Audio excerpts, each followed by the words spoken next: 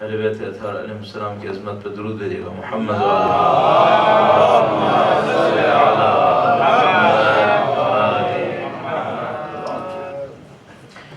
ایک بار پھر اپنی صحت و سلامتی کے لیے اور ہمارے برادر کی صحت و سلامتی کے لیے جو آپ تشریف فرما ہیں، اور تمام وہ لوگ جو کسی موقع پر یہاں پر موجود تھے، دنیا سے رخصت ہو چکے ہیں، ان تمام کی روح کی سارے ثواب کے لیے، تمام وہ مجاہدین کے جو مختلف محاذوں پر اسلام کے لیے لڑ رہے ہیں، اپنی جانوں کو خطرے میں ڈالے ہوئے ہیں، جو بے گناہ جیلوں کے اندر ہیں، ان سب کی آزادی و رہائی کے لیے، خاص کر حجاز کے اندر شیخ نمر جو قید خانے کے اندر ہیں، ان کی آزادی و رہائی کے لیے ایک دفعہ پھر درود بھیجیں. محمد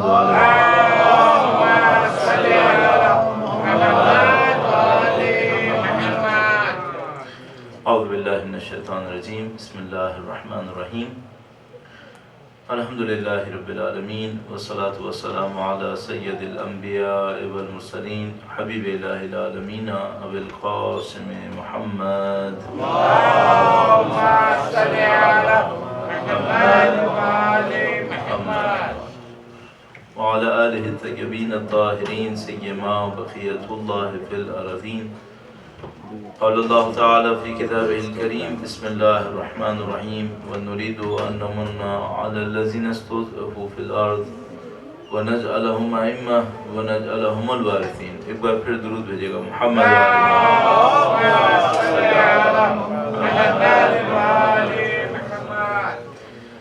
زن محترم، یہ سال کی اہم ترین راتوں میں سے ایک رات کاؤنٹ ہوتی ہے، اور کل کا دن سال کے ان 4 دنوں میں سے ایک دن ہے جس میں روزہ رکھنا انتہائی مستحب ہے.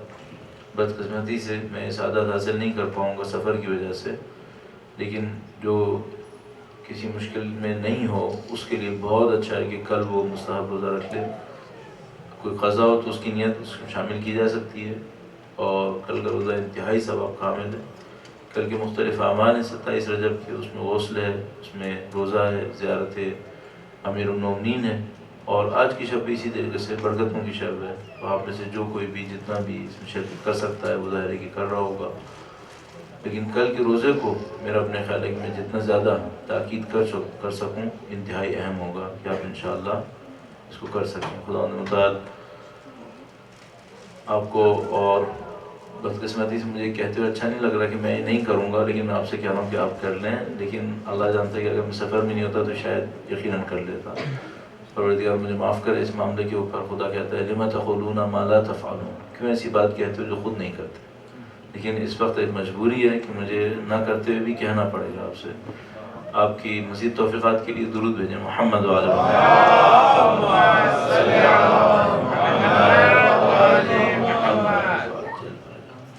ایک اور مناسبت، ایک اور روایت کے مطابق حضرت محسن اسلام، محسن انسانیت حضرت ابو طالب علیہ السلام کی وفات کا دن ہے. درود بھیجے گا. محمد وعلی.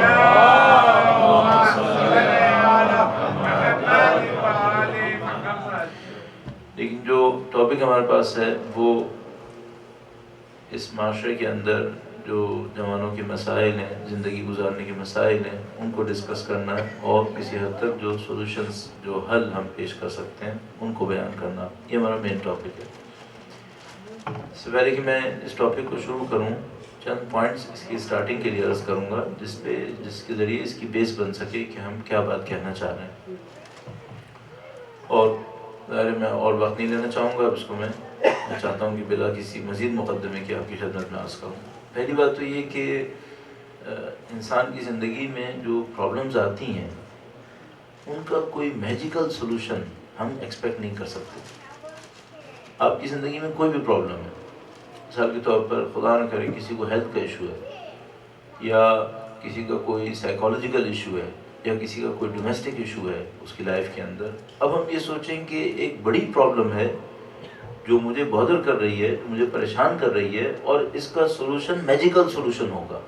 ایسا نہیں ہوگا، دین بھی نہیں کرے گا. بعض اوقات ہماری جو انڈرسٹینڈنگ دین کے بارے میں ہے وہ کچھ اس طریقے سے ہے کہ میری ایک سولوشن ہے، اور میں کسی مولانا کے پاس جاؤں گا، کسی ذکی ذاکر کے پاس جاؤں گا، کسی پیر کے پاس جاؤں گا، وہ مجھے ایک تعویذ لکھ کے دے گا، وہ میں باندھ لوں گا یا میں جیب میں رکھ لوں گا اور میرا معاملہ ختم ہو گیا. یہ دین نہیں ہے. اللہ کے نبی نے یہ کام اس طریقے سے نہیں کیا۔ اگر خدا نے ساری انسان کی مشکلات کو ایسے حل کرنا ہوتا تو اتنی بڑی شریعت کیوں بھیجی؟ پھر قرآن کریم میں 25-30 آیتیں بھیجتا نعوذ باللہ، اور کہتا کہ اگر یہ مشکل ہو تو یہ آیت پڑھ لینا، وہ مشکل ہو تو یہ آیت پڑھ لینا، تیسری مشکل ہو چوتھی پڑھ لینا۔ 25 آیتوں میں پوری انسانیت کی مشکلات حل ہو گئی۔ شریعت کیوں بھیجتا؟ پھر 1,24,000 انبیاء بھیجنے کی کیا ضرورت تھی؟ معصومین علیہ السلام ساری زندگیاں قربانیاں دیتے رہے، مشکلات جھیلتے رہے، وہ کیوں بھیجا سب؟ اس کا مطلب ہے یہ جو اگر کوئی ایکسپیکٹ یہ کر رہا ہے کہ دین یہ آئے گا ہمیں کوئی ایک میجیکل سولوشن دے گا، اور وہ میجیکل سولوشن کا مطلب کیا ہوگا؟ مطلب یہ ہوگا کہ مجھے کچھ نہیں کرنا ہوگا اور دین مشکل حل کر دے گا، ایسا نہیں ہوگا۔ دین آپ کو انوالو کرے گا، دین آپ کو لے کر چلے گا اور آپ کی مشکل کو حل کرے گا، لیکن یہ سوچیں کہ مجھے بوزیشن کوئی نہیں اٹھانی پڑے گی، مجھے خود کچھ نہیں کرنا پڑے گا، ایسا ہرگز نہیں ہو سکتا۔ ایک صورتحال اس طریقے سے ہے کہ اگر آپ مجھے ایک جملہ یاد آتا ہے کسی کا جس نے وزن کم کرنے کے بارے میں کچھ ریکمنڈیشنز دی تھی، کوئی ڈاکٹر تھا جس نے لکھا تھا کہ آپ اپنا وزن کم کیسے کریں، تو مجھے بہت اچھا لگا اس کا ایک جملہ۔ اس نے کہا کہ اگر آپ کو اپنا وزن کم کرنا ہے تو آپ کو اپنا لائف اسٹائل چینج کرنا پڑے گا۔ کوئی ایسی آپ کو پلز نہیں ملیں گی، کوئی ایسی آپ کو ڈائٹ نہیں ملے گی کہ بھائی آپ نے یہ کیا اور ایک جادو کی چھڑی چلی اور آپ کے 25-30 پاؤنڈ کم ہو گئے، ایسا نہیں ہوگا۔ آپ جب تک اپنا لائف اسٹائل چینج نہیں کریں گے آپ کا وزن کم نہیں ہوگا۔ تو اس کو پڑھ کے میں سوچ رہا تھا کہ دنیا میں تھوڑے سے چند کلو گوشت جو میری باڈی کے اوپر زیادہ آ گیا ہے، اس کو کم کرنے کے لیے لائف اسٹائل چینج کرنا پڑتا ہے، اور جنت میں جانے کے لیے، آخرت کی زندگی میں کامیابی حاصل کرنے کے لیے اور دنیا میں کامیابی حاصل کرنے کے لیے کچھ نہیں کرنا پڑے گا اور سب صحیح ہو جائے گا، ایسا نہیں ہوگا۔ گارنٹی سے کہہ رہا ہوں کہ ایسا نہیں ہوگا۔ اچھا ممکن ہے کہ کسی کا تکے میں کچھ ہو بھی جائے، ممکن ہے کوئی بائی چانس کوئی کام کر لے اور ہو بھی جائے۔ کسی نے مجھ سے پوچھا کہ مولانا یہ چانس تو ہے نا کہ میں کچھ نہ کروں خدا اپنی رحمت سے حل کر دے؟ میں نے کہا بھائی چانس تو ہے، 10 منزل سے لوگ گرتے ہیں اور بچ جاتے ہیں، لیکن کیا تم 10 منزل سے چھلانگ لگاؤ گے اس چانس کے اوپر؟ کون لگائے گا بھائی، پاگل نہیں کیا؟ یہ ہمیں پتا ہے کہ کوئی 10 منزل سے گرا ہے اور بچ گیا ہے، لیکن یہ جو چانس ہے یہ بہت ہی مائنر ہے، اس کے اوپر کوئی چھلانگ نہیں لگائے گا تو کوئی یہ کام نہیں کرے گا۔ تو اگر میں مثلا آپ مجھ سے کوئی یہ کہے کہ بھائی ہماری کچھ پرابلمز ہیں آپ ان کا ہمیں سولوشن دیں، تو میں آپ کی خدمت میں عرض کروں گا کہ بھائی اگر آپ کی پرابلم بڑی پرابلم ہے تو آپ ایکسپیکٹ نہیں کریں کہ سولوشن میجیکل ہوگا، اس کے لیے آپ کو کافی محنت کرنی پڑے گی۔ ہاں یہ میں آپ کو گارنٹی سے کہہ سکتا ہوں کہ اگر آپ محنت کر لیں گے تو اس سولوشن کا افیکٹو ہونا 100% ہے، یہ بات ہے۔ بعض اوقات یہ ہوتا ہے کہ کوئی پوچھتا ہے ڈاکٹر سے کہ بھئی یہ میں میڈیسن لے لوں، میں ڈاکٹر کو بار بار نہ لاؤں، یہاں پہ کافی بیٹھے ہوں گے، بعد میں مشکل بن جائے گی۔ مثلا کوئی پوچھتا ہے کسی آرکیٹیکٹ سے کہ بھئی میری بلڈنگ میں یہ کریک آ گیا ہے، اگر میں اس کا کوئی آپ سے علاج کرواؤں تو یہ بلڈنگ صحیح رہے گی؟ تو وہ کہتا ہے بھئی 70% چانس یہ ہے کہ بلڈنگ سروائیو کر جائے گی۔ تو وہ کہتا ہے پھر 30% کا کیا ہوگا؟ تو خطرناک معاملہ ہے پھر۔ تو یہ بات ہے کہ جو اسلام آپ کو سولوشن دے رہا ہے، اگر آپ اس سولوشن کو پریکٹس میں لے آئے تو پھر 100% ہے، پھر 100% ہے، لیکن صرف آپ کو اس سولوشن کو لینا پڑے گا اور اس کے اوپر پریکٹس کرنی پڑے گی۔ اب وہ سولوشن کہاں سے شروع ہوگا وہ میں آپ کی خدمت میں عرض کرنے کی کوشش کرتا ہوں۔ درود بھیجیں محمد وعلی محمد۔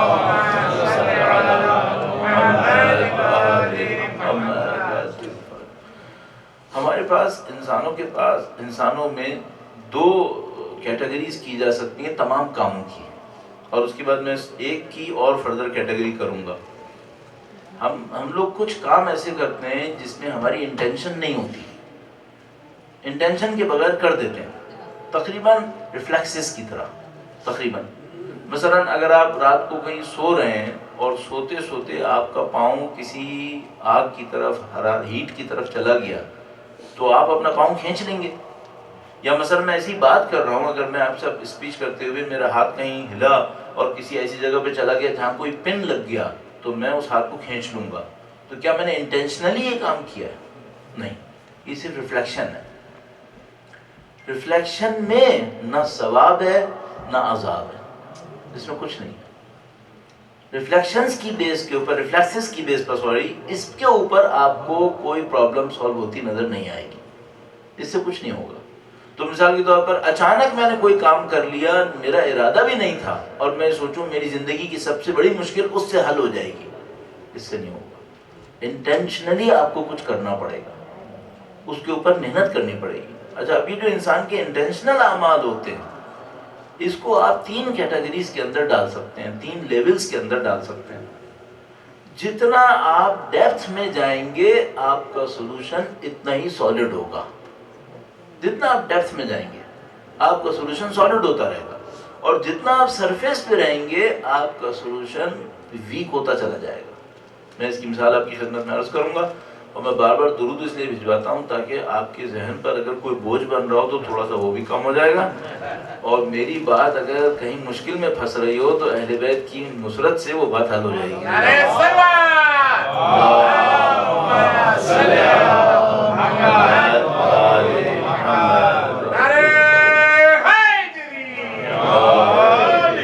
بعض اوقات ہم لوگوں کی مجھے 3 لیولز کرنے ہیں اپنے کاموں کے اندر. کچھ ہماری زندگی کے اندر کام ایسے ہوتے ہیں جو ہماری عادتیں ہوتی ہیں. عادت، کوئی میری عادت بن گئی ہے، میں نے زندگی میں اس کو بغیر کسی سوچے سمجھے کرنا ہوتا ہے، کر لیتا ہوں. آپ نے دیکھا ہوگا مثلا کسی کی ناخن کاٹنے کی عادت ہو جاتی ہے، دانت سے ناخن کاٹتا ہے، عادت پڑ جاتی ہے. یا مثال کے طور پر کوئی کسی طریقے سے چلنے کی عادت پڑ جاتی ہے، کسی طریقے سے بیٹھنے کی عادت پڑ جاتی ہے، کچھ کہنے کی عادت پڑ جاتی ہے. انسان کا یہ ایک عادتوں کا اسکیل ہوتا ہے، لیول ہوتا ہے. ان عادتوں کے پیچھے جو روٹین کے کام انسان کر رہا ہوتا ہے، ان کے پیچھے انسان کے ایک مورلز ہوتے ہیں، اخلاقیات ہوتے ہیں. اس کے اخلاق سے کچھ چیزیں اس کی بن رہی ہوتی ہیں. بس پہلے لیول کے اوپر اس کے ڈیلی کے شیڈیول میں، روٹین میں کچھ کام ہوتے ہیں جو وہ انجام دے رہا ہوتا ہے، جس کو میں نے کہا یہ روزانہ کی عادتیں ہیں اس کی. صبح کو اٹھے گا، منہ دھوئے گا، یہ کرے گا وہ کرے گا، زندگی بھر میں جو کام روزانہ کی کرتا رہتا ہے. اس کے پیچھے اور تھوڑا سا ڈیپتھ میں جائیں تو اس کے کچھ مورلز ہوتے ہیں، ایتھکس ہوتے ہیں. ان ایتھکس سے وہ کام نکل رہے ہوتے ہیں. مثال کے طور پر آپ کسی بچے کو دیکھیں گے اور اس کے کمرے میں آپ صفائی نہیں دیکھیں گے، اور اس کے باڈی کے اوپر بھی آپ دیکھیں گے کہ صفائی کے اثرات نہیں ہیں، تو آپ نے جو اس کے زندگی کے یہ کام کو دیکھا تو آپ اس کے پیچھے جا کر کہہ سکتے ہیں کہ اس کو صفائی کی اہمیت نہیں پتہ ہے. اگر اس کو ایتھکس اور مورلز کے لیول میں یہ صفائی کی ضرورت پتہ ہوتی تو اس کے کپڑے گندے نہیں ہونے چاہیے تھے. آپ نے کسی بچے کا بیگ کھولا، وہ آرگنائز نہیں ہے، اس کی کمرے میں گئے دیکھا کپڑے یہاں پڑے ہیں، جوتے وہاں پڑے ہیں، تو آپ کو فوراً سمجھ میں آ گیا کہ اس کو آرگنائزیشن کی اہمیت نہیں پتہ ہے. اچھا، ان 2 لیولز میں کیا فرق ہے؟ ایک تو وہ اعمال ہیں اور ایک اعمال کے پیچھے ویلیوز ہیں، ویلیوز. بس ایک آپ کا لیول ہے اعمال کا، جس کو آپ ایکٹس کہہ سکتے ہیں، ڈیڈس کہہ سکتے ہیں، پریکٹسز کہہ سکتے ہیں. ان پریکٹسز کے پیچھے ایک لیول ہے ایتھکس، مورلز، اور جس کو آپ ویلیوز کہہ سکتے ہیں، ویلیوز کا لیول ہوتا ہے. اچھا، یہ 2 لیول ہو گئے. اب اور پیچھے جائیے، ان ویلیوز کے پیچھے ایک اور لیول ہے، وہ کیا ہے؟ پرسیپشن. دنیا کو دیکھتا کیسے ہے، بلیفز، فنڈامنٹل بلیفز. اب آپ یہ 2-3 لفظ استعمال کر سکتے ہیں یہاں پہ. اس کا پرسیپشن کیا ہے، اس کا یونیورس کے بارے میں دیکھنے کا انداز کیا ہے، اورینٹیشن کیا ہے اس کی. بس یہ 3 لیول ہم انسان کے کام کے اندر نکال سکتے ہیں. ایک اس کی ڈیلی پریکٹسز جو اس کے پرفارم کر رہا ہوتا ہے اپنی باڈی کے ذریعے سے، اس کے پیچھے اس کی ویلیوز، ان ویلیوز کے ذریعے سے وہ ساری پریکٹسز ڈیفائن ہو رہی ہوتی ہیں، اور ان ویلیوز کے پیچھے اس کے فنڈامنٹل بلیفز ہوتے ہیں، اس کے پرسیپشنز ہوتے ہیں جو یونیورس کے بارے میں ہوتے ہیں. اچھا، معمولاً کیا ہوتا ہے، ہم لوگ اپنی زندگی میں ان تینوں لیول پر کام کر رہے ہوتے ہیں، ہمیں پتہ نہیں ہوتا، خود بخود ہو رہا ہوتا ہے کہ کچھ چیزیں ہمارے پرسیپشن میں چلی جاتی ہیں، کچھ چیزیں ہماری ویلیوز بنا دیتی ہیں، اور کچھ چیزوں سے ہماری پریکٹسز بن رہی ہوتی ہیں. ہمیں اس کا ڈفرینس بھی بعض اوقات سمجھ میں نہیں آتا. میں ایک مثال آپ کی خدمت میں عرض کرتا ہوں.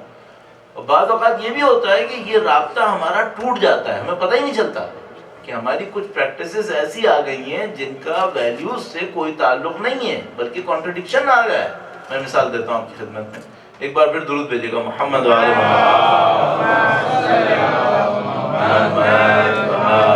محمد۔ تھوڑا سا اور ڈیپس میں جانے کی کوشش کرتے ہیں اس مثال کے ذریعے سے۔ بھائی ابھی آپ نے نماز پڑھی ہے، یہ آپ کی پریکٹس ہے، آپ نے ایک پریکٹس کی، آپ نے ایک نماز پڑھی۔ اچھا یہ جو پریکٹس ہے کیا اس کے پیچھے کوئی ویلیو ہے کیا؟ ہاں، وہ ویلیو کیا ہے؟ وہ ویلیو یہ ہے کہ آپ ورشپ کو امپورٹنس دیتے ہیں، بندگی، اللہ کی بندگی آپ کے نزدیک اہم ہے، بندگی کرنا اچھا ہے، اس لیے آپ نے نماز پڑھ لی، یہ آپ کی پریکٹس تھی، وہ آپ کی ویلیو ہو گئی۔ اچھا یہ جو آپ کے پاس ویلیو ہے کہ اوبیڈینس اور سبمیشن اللہ کے سامنے، اس کی ورشپ، یہ اچھی چیز ہے، یہ جو ویلیو ہے یہ کہاں سے ایکسٹریکٹ کیا آپ نے؟ یہ آپ نے ایک فنڈامنٹل بلیف سے نکالی ہے۔ وہ کیا ہے؟ دیر از اے کریٹر، ایک اللہ ہے یہاں پر جو خالق ہے۔ یہ آپ کی فنڈامنٹل بلیفز ہیں، یہ آپ کا پرسیپشن آف یونیورس ہے۔ آپ یونیورس کو وداؤٹ کریٹر نہیں دیکھ رہے، آپ ود کریٹر دیکھ رہے ہیں۔ ایک کریٹر ہے، ایک انوالو ہونے والا ہے، وہ ہر چیز کے اندر ہے۔ آپ پہلے وہاں پر اس کو دیکھتے ہیں، پھر وہاں سے ایک ویلیو نکالتے ہیں کہ اس کریٹر کے سامنے سبمیشن کرنا بہت اچھی بات ہے۔ پھر جب آپ اس بات کو سمجھتے ہیں کہ کریٹر کے سامنے سبمٹ ہونا بہت اچھی بات ہے، تو اس کی ایک پریکٹس بنتی ہے، اس پریکٹس کا نام نماز ہے۔ جب ایک اور کوشچن ہے، کیا سارے لوگوں کے لیے یہ ریلیشن شپ کلیئر ہوتا ہے کیا؟ نہیں، یہ سب سے بڑی مشکل ہے۔ جو سب سے بڑی مشکل ہے وہ یہ کہ ہمارے پاس کچھ پریکٹسز ہیں جو سرٹن ویلیوز سے نکل رہی ہیں، ہمیں نہیں پتا ہوتا کن ویلیوز سے نکل رہی ہیں۔ ہمارے پاس کچھ ویلیوز ہیں جو سرٹن بلیف سے نکل رہی ہیں اور ہمیں ان کا لنک پتا نہیں ہوتا۔ جیسے یہ لنک غائب ہوتا ہے، ویلیوز کا کانٹرڈکشن ہماری ذات کے اندر آنا شروع ہو جاتا ہے، پریکٹس کا کانٹرڈکشن آنا شروع ہو جاتا ہے۔ میں مثال دیتا ہوں، مثال کے طور پر بھائی ایک آدمی 5 وقت کی نمازیں پڑھتا ہے، پاکستان میں تو بہت مل جائیں گے ایسے، 5 وقت کی نمازیں پڑھتا ہے اور دوسروں کے مقابلے میں 5 ٹائمز زیادہ فراڈ کرتا ہے۔ اچھا بھائی سوال یہ ہے کہ بھئی اگر آپ 5 وقت کی نماز پڑھ رہے ہیں تو اس کا مطلب یہ ہے کہ آپ کے نزدیک نماز ایک اچھا کام ہے، اور اس کے پیچھے ویلیو یہ ہے کہ اللہ کے سامنے سبمیشن، اوبیڈینس اچھی چیز ہے، اور اس کے پیچھے بلیف یہ تھا کہ ایک خدا ہے۔ اچھا یہ جو آپ فراڈ کر رہے ہیں یہ کیا ہے؟ اس فراڈ کے پیچھے بھی ایک ویلیو ہے، وہ ویلیو کیا ہے؟ مجھے جیتنا ہے، صحیح طریقے سے یا غلط طریقے سے۔ اور اس کے پیچھے کیا بلیف ہے؟ اس کے پیچھے بلیف یہ ہے کہ دنیا یہی ہے، آگے پیچھے اور کچھ نہیں ہے، جو کرنا ہے یہی کرنا ہے۔ اچھا یہ جو کانٹرڈکشن ہے، ایک طرف سے آپ نماز پڑھ رہے ہیں جس کی فنڈامنٹل بلیفز یہ کہہ رہے ہیں کہ ایک خدا ہے، مجھے اس کے سامنے سبمیشن کرنا ہے، مجھے اس کے لیے نماز پڑھنی ہے، دوسری طرف سے فراڈ کر رہے ہیں جس کے پیچھے ویلیو ہے کہ مجھے ہر طرح سے جیتنا ہے، اور اس کے پیچھے بلیف یہ ہے کہ دنیا ہی دنیا ہے، آخرت و آخرت کچھ نہیں ہے۔ تو یہ کانٹرڈکشن آپ کی پریکٹس میں کیوں آ رہا ہے؟ اس کی وجہ یہ کہ ان کی پریکٹس ان کے دانش میں کسی ویلیو اور بلیف سے نہیں نکلی ہے، ان کو ان کا ریلیشن شپ نہیں پتا ہے۔ یہ جب نماز پڑھ رہے ہیں تب بھی پیچھے نہیں جا رہے ہیں، اور جب فراڈ کر رہے ہیں تب بھی پیچھے نہیں جا رہے ہیں۔ جو میں آپ کی خدمت میں سولوشن کے طور پر پہلا پوائنٹ کہوں گا وہ یہ کہ میرے عزیز دوست اور بہنوں کی طرف بھی اشارہ کروں کہ آپ وہ تمام، آپ جو کام بھی کریں سوچ سمجھ کے کیجیے گا، پہلا پوائنٹ یہی ہے۔ جو کام بھی آپ کرنے والے ہیں، جو کرنا ہے کر لیجئے، لیکن سوچ سمجھ کے کیجیے گا کہ بھائی یہ جو آپ کر رہے ہیں یہ کام ہے کیا، یہ کیوں کر رہے ہیں آپ؟ آپ کو اگر یہ کام اچھا لگ رہا ہے نا، آپ مجھ سے کہیں کہ بھائی مجھے یہ اچھا لگ رہا ہے، تو پھر ذرا سوچ دیجیے گا کہ جو باقی کام آپ کر رہے ہیں پھر وہ کیوں کر رہے ہیں، پھر اچھی طرح سوچ لیں۔ بس پہلا پوائنٹ یہ ہے کہ آپ کسی بھی چیز کے فلو میں بہتے ہوئے مت جائیے، سوچ سمجھ کے کام کریں، جو کچھ بھی کرنا ہے سوچ سمجھ کے کریں۔ اب میں ایک اچھی مثال دے دوں اور ایک بری مثال بھی دے دیتا ہوں. درود بھیجے گا محمد والے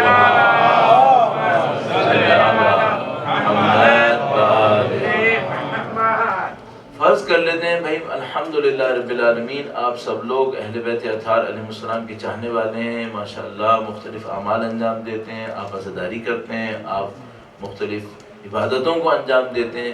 پہلی بات جو میں آپ سے کہوں گا بھائی آپ سب کچھ کیجئے گا، لیکن اگر کوئی مجھ سے پوچھے تو میں یہ کہوں گا کم کرو، سوچ سمجھ کے کرو، زیادہ نہیں کرو. تھوڑا کرو لیکن سوچ سمجھ کے کرو. اچھا اگر خدا نہ کرے نعوذ باللہ کوئی آدمی کوئی گناہ کر رہا ہے، کوئی مکروہ انجام دے رہا ہے، تو اس کو بھی میں یہی کروں گا کہ تمہیں اگر گناہ کرنا ہے نا اور تم کہہ رہے ہو مجھے کرنا ہے تو کر لو، ٹھیک ہے، میں تو خیر اعتراض کروں گا، لیکن سوچ سمجھ کے کرنا، سوچ سمجھ کے کرنا. کیوں؟ یہ جو تم اچھا کام کرنے والے ہو نا، اس کو سوچ سمجھ کے کرو گے، اس کی ویلیو بنے گی. اور جو تم برا کام کرنے والے ہو اگر اس کو بھی سوچ سمجھ کے کرو گے تو شاید تمہاری عقل میں آئے گا کہ نہ کرنا بہتر ہے. لیکن اگر بغیر سوچے سمجھے کیا تو تمہاری لائف کانٹرڈکشن کا ایک ایسا کمپائلیشن بن جائے گی جس کا کوئی رزلٹ نکلتا نظر نہیں آئے گا. تمہیں کچھ پتہ نہیں چلے گا تم کیا کر رہے ہو. اب مثال کے طور پر ہمارے اطراف میں جو جوان موجود ہیں، بچے موجود ہیں کراچی میں، ان میں سے ایک نے مجھ سے کہا کہ بھائی میں نے اپنا کیریئر چوز کر لیا ہے. کلاس 7 میں، گریڈ 7 میں انہوں نے کہا میں نے اپنا کیریئر چوز کر لیا ہے. تو میں پہلے تو اندر سے یہی تھوڑا سا مجھے کھٹکا ہوا کہ مجھے پتہ نہیں کتنے برسوں لگ گئے یہ سمجھنے میں کہ میرا کیریئر کیا ہے، اور یہ گریڈ 7 کا بچہ ہے، اس کو کیسے سامنے آ گیا کہ کیریئر کیا ہے اس کا. خیر میں نے کہا اچھی بات ہے، یہ تو بہت اچھا ہے کہ آپ نے سوچ لیا ہے. اچھا آپ کا کیریئر کیا ہے؟ اس نے کہا کہ مجھے پروفیشنل فٹ بالر بننا ہے. بہت اچھی بات ہے، اس میں کوئی بری بات نہیں ہے. لیکن صرف ایک بات پوچھنا چاہوں گا، آپ مانتے ہیں کہ ایک امام زمانہ ہے؟ اس نے کہا کہ ہاں.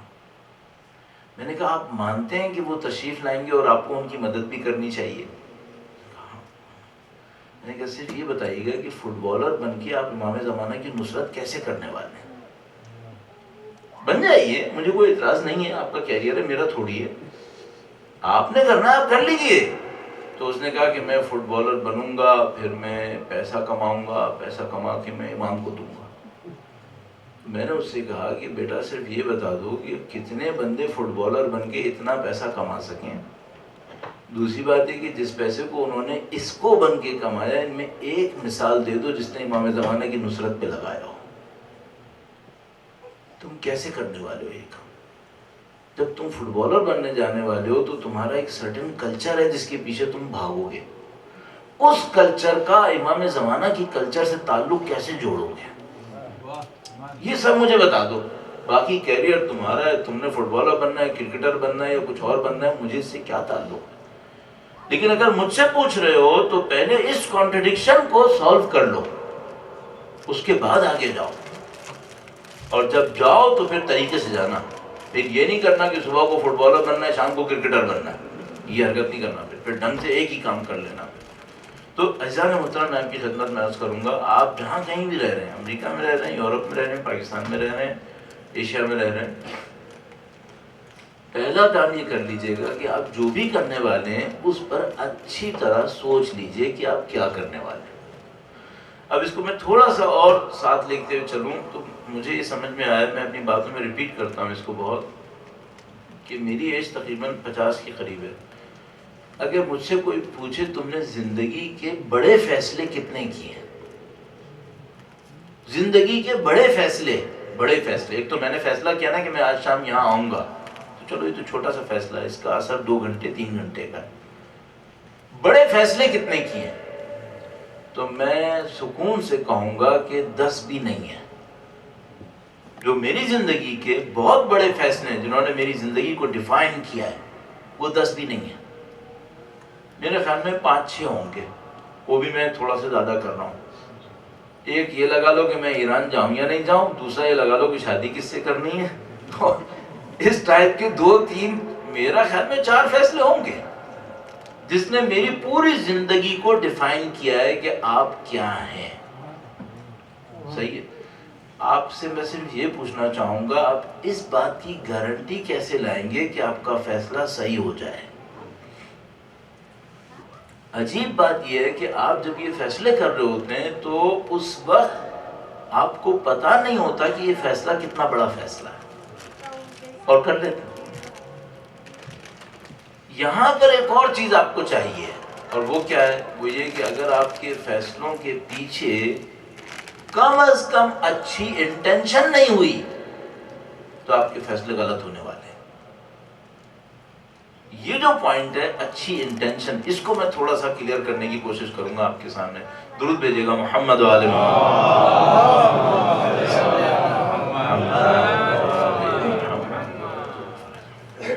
بھائی ابھی ایسا ہوا کہ ہمارے دوست جو یہاں تشریف فرمائے ہیں، ان کے لیے جب ہمیں اناؤنس کرنے لگے تو کہا کہ ان کے لیے دعائیں ہم کر رہے ہیں۔ صحیح ہے، تو ان کی جو بیماری ہے وہ جسمانی ہے، ایکسیڈنٹ تو فزیکل ہوا ہے نا، تو یہ جو فزیکل ایکسیڈنٹ کے بعد آپ اسپریچول دعائیں کر رہے ہیں، اس کا اس سے کیا تعلق ہے؟ فزیکل ایونٹ ہوا ہے، آپ فزیکلی کچھ کر لیجئے، تو پھر آپ اسپریچولی دعائیں کیوں کر رہے ہیں؟ تو آپ جواب میں کہیں گے کہ بھائی ہمیں یہ پتہ ہے کہ جو اسپریچول دعائیں ہوتی ہیں ان کا امپیکٹ فزیکل ایلیمنٹ سے زیادہ اسٹرانگلی ہوتا ہے۔ یہ بعض اوقات تمام فزیکل کنڈیشنز کو اوور رول کر دیتی ہیں، یہ کہیں سے کہیں کر لے دیتی ہیں۔ تو مثلا ہمارے یہاں مشہور جملہ ہے وہی کہ ڈاکٹروں نے جواب دے دیا ہے، تو اس کا مطلب کیا ہے؟ اب دوا کی نہیں، اب دعا کی ضرورت ہے۔ صحیح ہے، تو میں ان سے کہتا ہوں کہ عقل مندوں پہلے دن سے ہی دعا کی ضرورت تھی۔ یہ کس عقل مند نے کہا تھا کہ پہلے دن سے دوا کی ضرورت تھی اور بعد میں اب دعا کی ضرورت نہیں؟ پہلے دن سے دوا کے ساتھ دعا کی ضرورت تھی، پہلے دن سے تھا۔ اچھا یہ کیا ہوا بھائی؟ ہماری اور آپ کی زندگی میں بلیفز کے مطابق بھی اور جو کچھ ہم سمجھ پا رہے ہیں اس کے مطابق بھی دو ایگزسٹنسز ساتھ ساتھ چل رہی ہیں، ایک میٹیریل ہے اور ایک نان میٹیریل، جس کو آپ اسپریچول کہیے یا کچھ اور کہہ لیجیے۔ یہ دو ساتھ ساتھ چل رہے ہیں۔ اچھا یہ دونوں میں سے امپورٹنٹ کون سا ہے؟ امپیکٹ کس کا زیادہ ہے؟ کون سا ہے جو زیادہ اسٹرانگلی اپیئر ہوتا ہے؟ تو ابھی جو اوپینینز ہیں وہ یہ ہیں کہ ایک اوپینین یہ آئے گی کہ بھائی یہ کہانی نان میٹیریل کی ہے ہی نہیں، اصلا جو کچھ ہے وہ یہی کچھ ہے۔ الحمدللہ رب العالمین، میں اور آپ سید الشہداء کے ماننے والے ہیں، اور سید الشہداء کے واقعے نے کم سے کم ایک چیز جو ہمیں بہت اچھی طرح سکھائی ہے کہ اگر سب کچھ میٹیریل ہوتا تو اب حسین کا نام 1400 سال بعد بھی یہ نہ ہوتا۔ اگر سب کچھ میٹیریل ہوتا نا تو معاملہ ختم ہو گیا تھا، نعوذ باللہ۔ ہم سید الشہداء کے ماننے والے، ہمیں یہ بات پتہ ہے کہ سب کچھ میٹیریل نہیں ہے، نان میٹیریل ہے، اور اس کی اسٹرینتھ بہت زیادہ ہے۔ تو دوسرا پوائنٹ جو آپ کی زندگی کے اندر سولوشن کے طور پہ عرض کروں گا وہ یہ ہے، آپ جتنا میٹیریل کاز اور ریزن پر توجہ دے رہے ہیں، کیا آپ نان میٹیریل کاز اور ریزن پر اتنی توجہ دے سکیں گے؟ اگر آپ دے سکیں گے، دونوں کو لے چلیں گے، تو آپ کی زندگی کامیابی کی طرف جائے گی۔ اور خدا نہ کرے اگر آپ نے ان میں سے کسی ایک کو لیا اور دوسرے کو چھوڑا تو آپ کی زندگی مشکلات میں جائے گی۔ آپ کو دونوں کے اوپر محنت کرنی پڑے گی۔ اب اس کا تھوڑا سا میں اثر آپ کو ایک مثال کے اندر دکھانے کی کوشش کروں گا۔ درود بھیجیے گا محمد و آل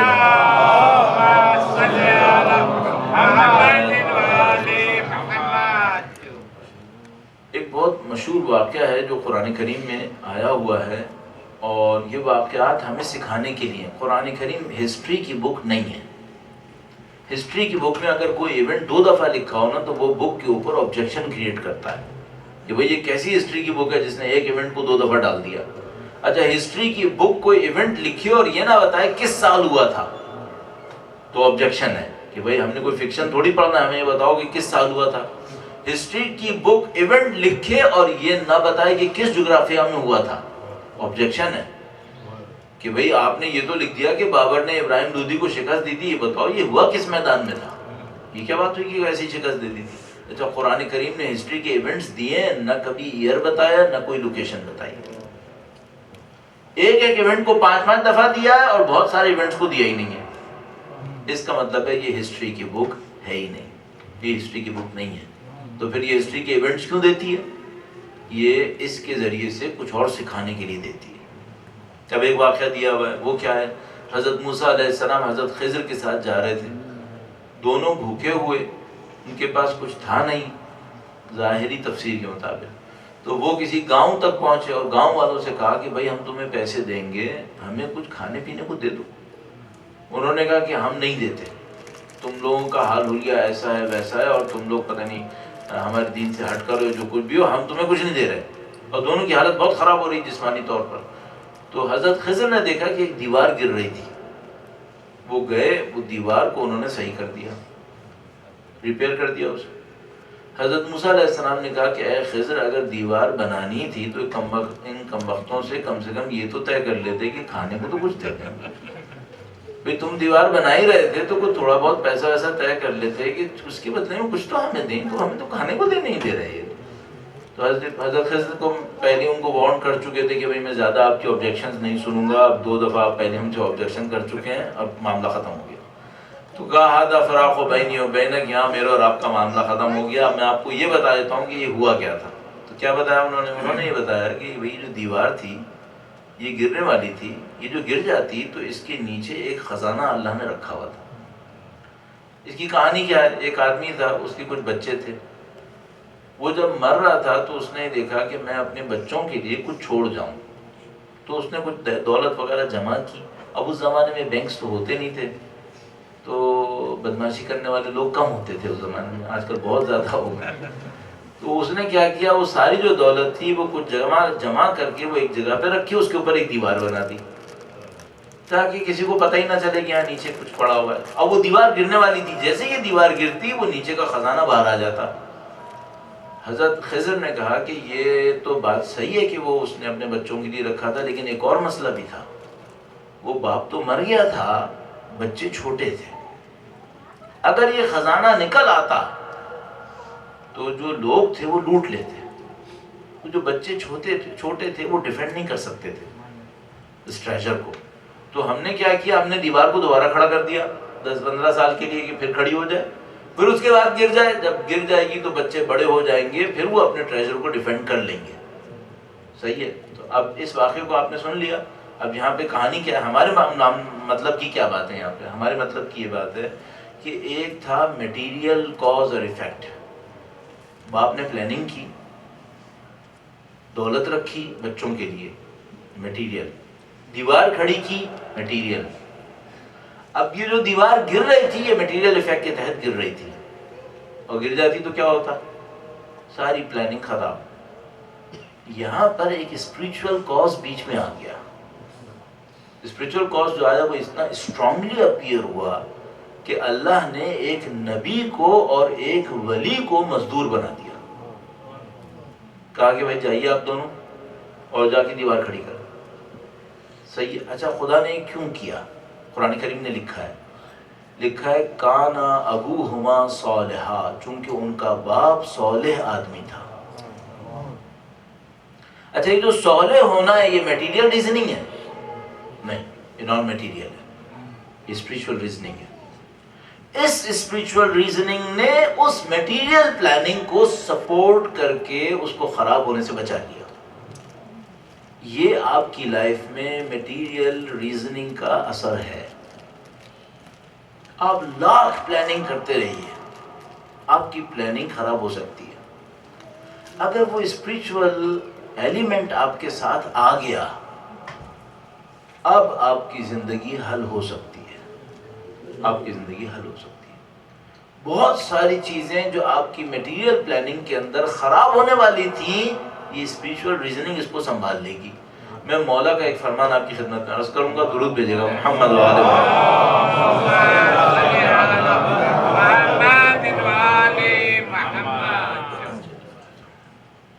چھوٹا سا ایک فرمان ہے، مولا کے کلام میں کس طرح سے دیکھتا ہوں، رولز کیا ہیں؟ اگر ہمیں رولز پتہ چل جاتے ہیں نا زندگی آسان ہو جاتی ہے اور ہم بہت پاورفل ہوتے ہیں. پھر رولز پتہ چلنے چاہیے. تو میں ہمیشہ یہ کوشش کرتا ہوں اپنی اس ایج تک 30 سال ہو گئے مجھے اسٹوڈنٹ بنے ہوئے, 30 سال سے اوپر, ہمیشہ کوشش یہ کرتا ہوں رولز پتہ چلنا ہے تاکہ ان رولز کے ذریعے سے میں اپنی زندگی میں کامیابیاں لے سکوں. تو اب میں اس رول کو کہنے سے پہلے ایک اور بات بتا دوں. مجھے ہمیشہ ایک خطرہ لگا رہتا ہے. میں کچھ پروجیکٹس کرتا ہوں اور ان پروجیکٹس کے اندر مجھ سے کوئی بلنڈر ہو جائے تو وہ بڑی مصیبت لے آتا ہے. تو ہمیشہ میری خواہش یہ رہتی ہے کاش میں بلنڈرز نہ کروں, یا اگر کر رہا ہوں تو کوئی میری غلطیوں کو سنبھال لے. اچھا معمولاً ایسا ہوتا نہیں. آپ غلطی کریں گے, غلطی آپ ہی کو سنبھالنی پڑے گی. مولا کا ایک فرمان ہے اور وہ یہ فرمان کہہ رہا ہے کہ اگر تم یہ کرو تو تمہاری غلطیاں ختم ہو جائیں گی. اچھا یہ مجھ جیسے کو چاہیے نہیں چاہیے؟ بھائی جو آدمی جیسے آپ لوگ نائف ایج کہتے ہیں, بالکل دھار کے اوپر چل رہا ہے کہ ایک پاؤں یہاں ڈالا تو گئے, وہ تو یہ کہے گا غلطی کا چانس ہی نہیں ہے میرے پاس, میں غلطی کروں گا جاؤں گا کہاں, تو مجھے تو چاہیے ہی چاہیے. فرمان کیا ہے؟ فرمان یہ ہے کہ خفیہ صدقہ غلطیوں کو ختم کر دیتا ہے. خفیہ صدقہ جو آپ انتہائی سیکریسی میں خاموشی سے چھپا کر کسی کو بتائے بغیر صدقہ دیتے ہیں اللہ کی راہ میں, یہ جو صدقہ ہوتا ہے یہ آپ کی غلطیوں کو ختم کر دیتا ہے. صحیح ہے. میں آپ سے آپ کی لائف کی پرابلمز کے بارے میں جو سولوشن دینا چاہوں گا, پہلی بات میں نے آپ سے کہی, جو کام کر رہے ہیں سوچ سمجھ کے کریں, بغیر سوچے سمجھے کوئی کام نہیں کیجیے گا. آپ سے کوئی یہ کہنا آج شام وہاں آ جانا, تو اپنے آپ سے پوچھیے گا مجھے جانا چاہیے نہیں جانا چاہیے, کیوں جاؤں میں. آپ سے کوئی کہے وہاں مت جانا, اپنے آپ سے پوچھیے میں کیوں نہ جاؤں. سوچیے, سمجھ کے کام کیجیے, پہلی بات. دوسری بات کیا ہے, دونوں ایلیمنٹس آف لائف کو لے کے چلیے گا, میٹیریل کو بھی اور اسپریچول کو بھی. اس کے ساتھ میں آپ کی خدمت میں جو عرض کر رہا ہوں وہ یہ ہے کہ لائف میں سکسیس کے رولز کو ایکسٹریکٹ کرتے رہیے گا, انہیں پکڑتے رہیے. تو مثال کے طور پر اگر مجھے کوئی چانس ملے کہ میں اپنے سے کسی زیادہ سینئر اسپریچول اور میٹیریل آدمی کے پاس پہنچوں, تو میں اس سے ہمیشہ یہ پوچھنا چاہوں گا کہ تمہارے خیال میں تمہاری لائف کے سکسیسفل ہونے کا سیکرٹ کیا ہے؟ کیا تمہیں کوئی رول پتہ چلا ہے؟ اب میں کیا کروں گا, اپنے پروگرام کے اس حصے میں 2-3 رولز آپ کو دینے کی کوشش کروں گا جو مجھے سمجھ میں آئے 30-31 سال میں. اب پتہ نہیں آپ کے کام کتنے آئیں گے, لیکن میں ایک بات پر قسم نہیں کھانا چاہیے, مکروہ ہے, لیکن میں قسم کھا کے کہہ سکتا ہوں میرے بہت کام آئے ہیں, میرے تو بہت کام آئے, اور جہاں تک میں نے لوگوں کو بتایا ہے ان کے بھی بہت کام آئے.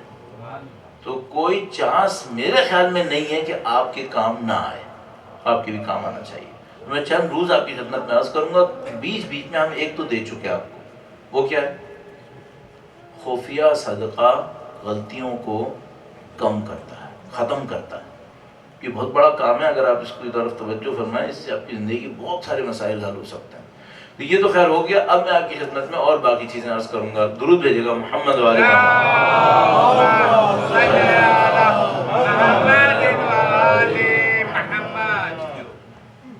اب میں آپ کو کیا کہنا چاہ رہا ہوں, چونکہ ٹائم کم ہوتا ہے ہمیشہ اور یہ باتیں ایسی نہیں ہوتی جو 50 منٹ میں حل ہو سکیں, تو میں کوشش یہ کرتا ہوں بہت سلیکٹڈ کام کیا جائے تاکہ کم وقت میں کچھ ہو جائے.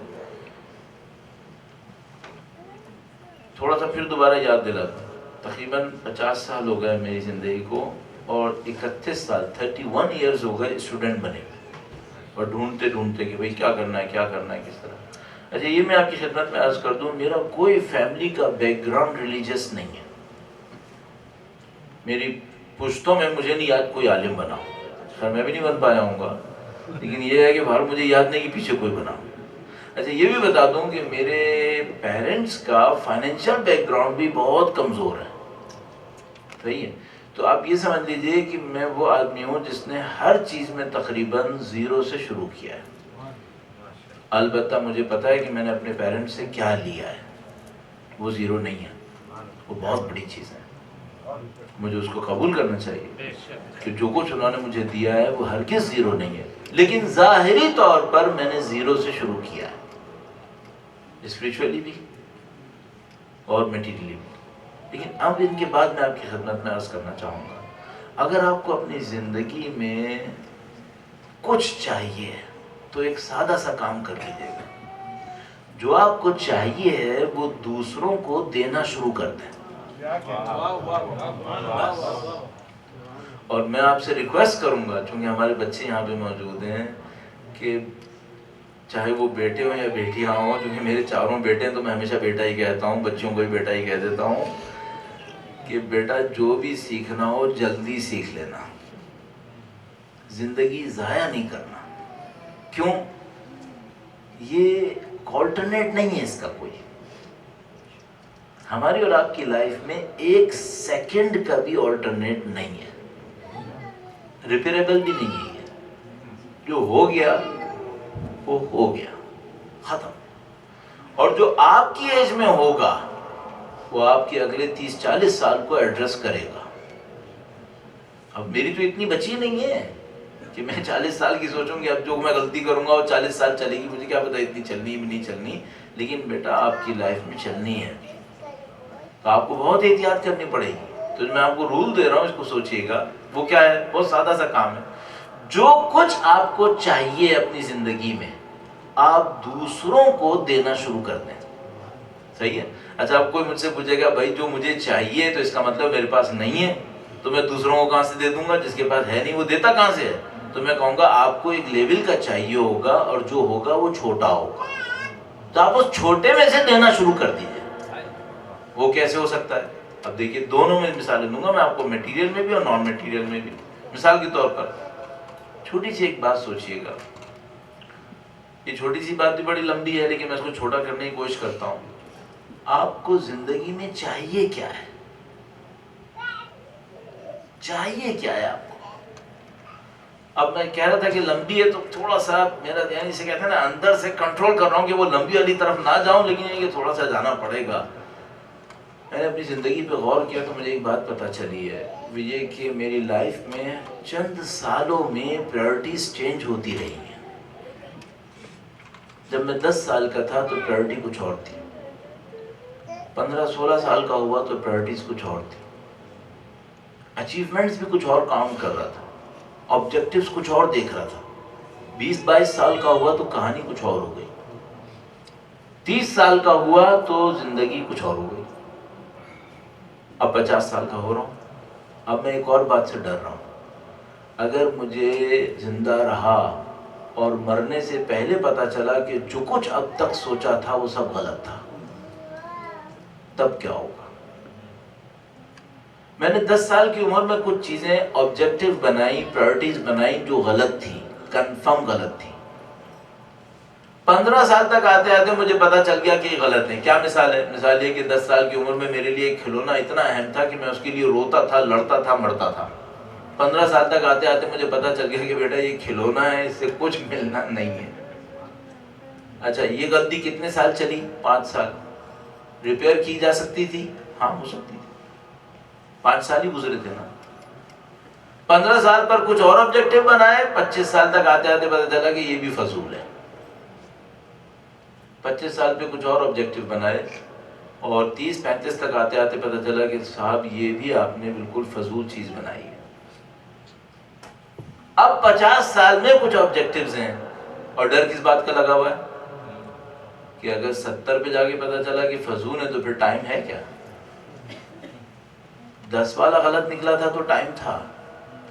اب اگر غلط نکل آیا، اب میرے پاس ٹائم نہیں ہے، میرے پاس ٹائم نہیں ہے، میں یہ غلطی بار بار نہیں کر سکتا۔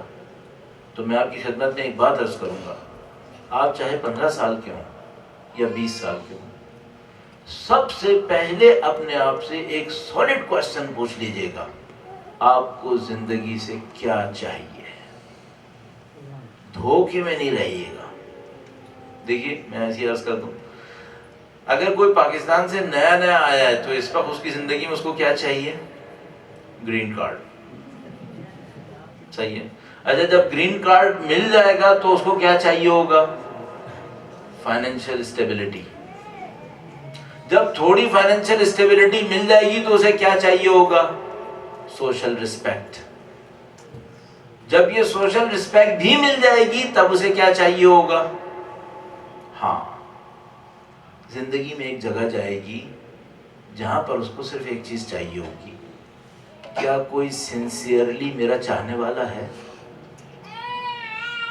لیکن مصیبت کیا ہے کہ فائنینشیل اسٹیبلٹی اور سوشل رسپیکٹ حاصل کرنے کے چکر میں سنسیئر لوگوں کو کھو چکا ہوتا ہوں.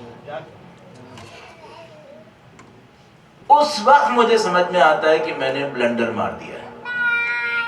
جتنے سنسیئر تھے سب کو کھو چکا، نعوذ باللہ تعالی. اب ایک اور مصیبت ہے، اب ان سنسیئر لوگوں کو واپس لانے کا کوئی چانس نہیں ہے. صحیح ہے؟ چلیے اچھا اگر سنسیئر لوگ بھی ہوں گے تو کیا چاہیے؟ میں نے تو 2-3 چیزیں نکال دی ہیں. پیسے کے بعد کیا چاہیے؟ سوشل رسپیکٹ چاہیے. سوشل رسپیکٹ کے بعد کیا چاہیے؟ سنسیئر لوگ چاہیے جو مجھے چاہتے ہوں. اچھا اگر سنسیئر لوگ بھی ہوئے جو مجھے چاہتے ہوں تو اس کے بعد پھر کیا چاہیے؟ اندر سے سیٹسفیکشن چاہیے. اب میں آپ سے کہوں گا ہمیں زندگی کی ہر چیز کے پیچھے اندر سے خوشی چاہیے. بس یہ مجھے سمجھ میں آ گیا کہ اصل میں جو ہمیں زندگی میں چاہیے وہ 250 cc کی بائک نہیں ہے، کوئی بہت بڑے ماڈل کی گاڑی نہیں ہے. جو اندر سے ہمیں چاہیے وہ خوشی چاہیے. اگر یہ ہے تو سب ہے، اور اگر یہ نہیں ہے کچھ نہیں ہے، سب بیکار ہے. اصل چیز کیا چاہیے؟ خوشی کا احساس. اچھا عجیب بات یہ کہ خوشی ہاتھ میں لینے والی چیز نہیں ہے، یہ فیلنگ کا نام ہے. خوشی ایک فیلنگ کا نام ہے.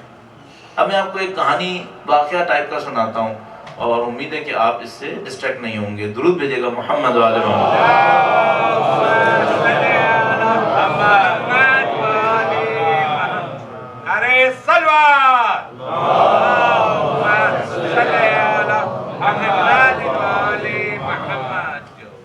صاحب. ایک کہانی ہے، وہ کہانی اس طرح سے ہے کہ کوئی آدمی تھا، وہ بادشاہ ٹائپ کا، جیسے پرانی کہانی میں ہوتا ہے ہمیشہ. وہ ایک بادشاہ ٹائپ کا آدمی تھا. وہ اس کی اسٹیٹ کے اوپر کسی نے حملہ کر دیا. وہ بیچارے کی نیند جو تھی وہ خراب ہو گئی. وہ سو ہی نہیں پا رہا تھا اس خوف سے کہ میرے اوپر حملہ ہو گیا. اور بہت کوشش کرتا رہا کہ ساری رات سو جائے، اسے نیند نہیں آئی. اور بڑا پریشان ہوا. اس کے پاس ساری لگژریز بھی تھیں لیکن پھر بھی نیند نہیں آئی اس کو. تو جب نیند نہیں آئی تو اس نے ایسے ہی جا کر ادھر ادھر دیکھا تو اس کو نظر آیا کہ بہت گلی میں کوئی مثلا راستے میں کوئی ایک فقیر ٹائپ کا آدمی بیٹھا ہے اور وہ کہہ رہا ہے کہ خدایا تیرا شکر تو نے کیا زندگی دی ہے. تو اس نے کہا کہ بیوقوف کو ذرا بلا کے لاؤ میرے پاس.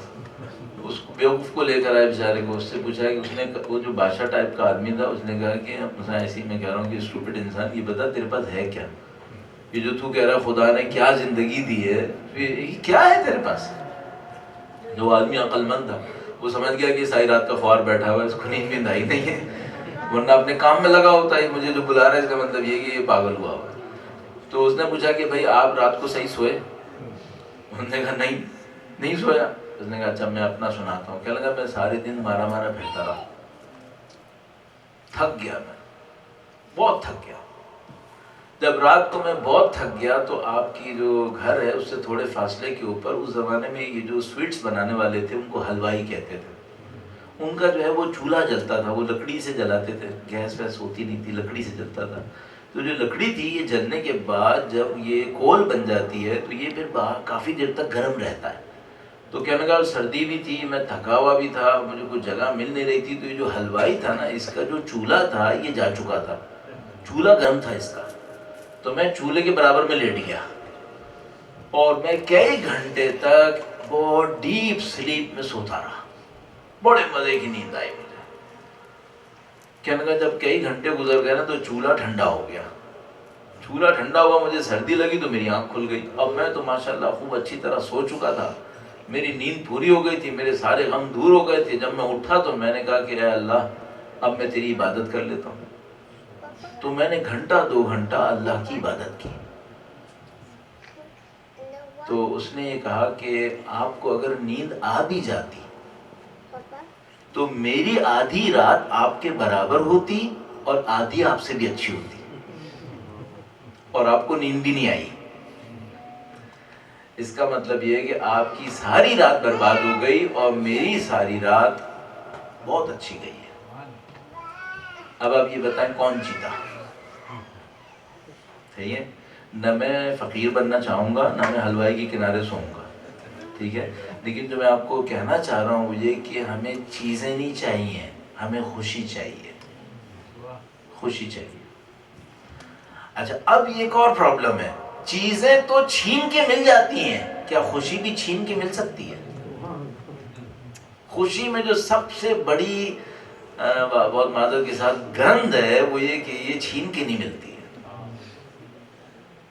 چھین کے خوشی نہیں ملتی. تو یہ کیسے ملتی ہے؟ اب میں یہ کہنا چاہ رہا ہوں کہ میں نے جو محنت کی وہ یہ کی کہ اسلام میں جا کر ان کوسچنز کو ڈھونڈا,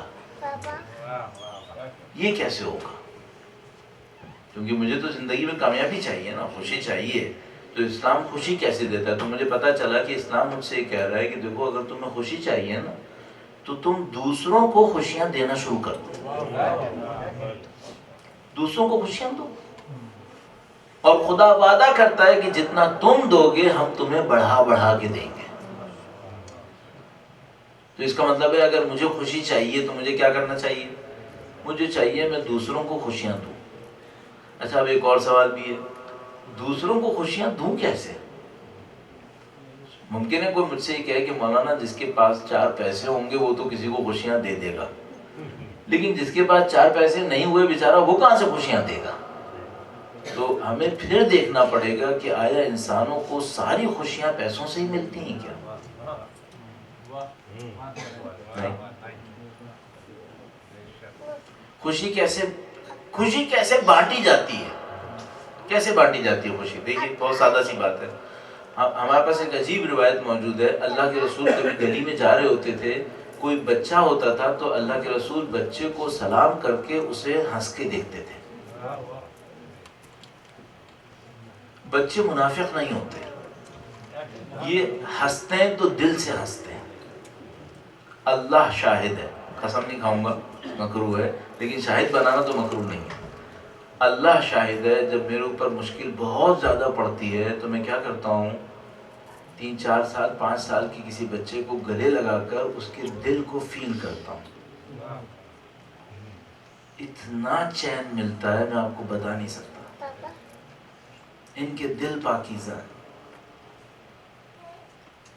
بہت خوبصورت دل ہے. آپ کو کبھی بہت مصیبت آ گئی ہو نا تو آپ تھوڑا سا محنت کریں, کوئی بچے کو ڈھونڈ لیں جس بچے نے ابھی بناسپتی گھی نہ کھایا ہو, ورنہ وہ بیچارہ اسپوائل ہو چکا ہوتا ہے. تھوڑا سا بچہ ہو ابھی. ہمارے یہاں کے بچوں کا بچپنا ختم ہو گیا ہے بیچاروں کا. ہم نے اپنے لائف اسٹائل میں اپنے بچوں کو ان کے بچپنوں سے بھی محروم کر دیا ہے. یہ بہت بڑا ستم کیا ہے.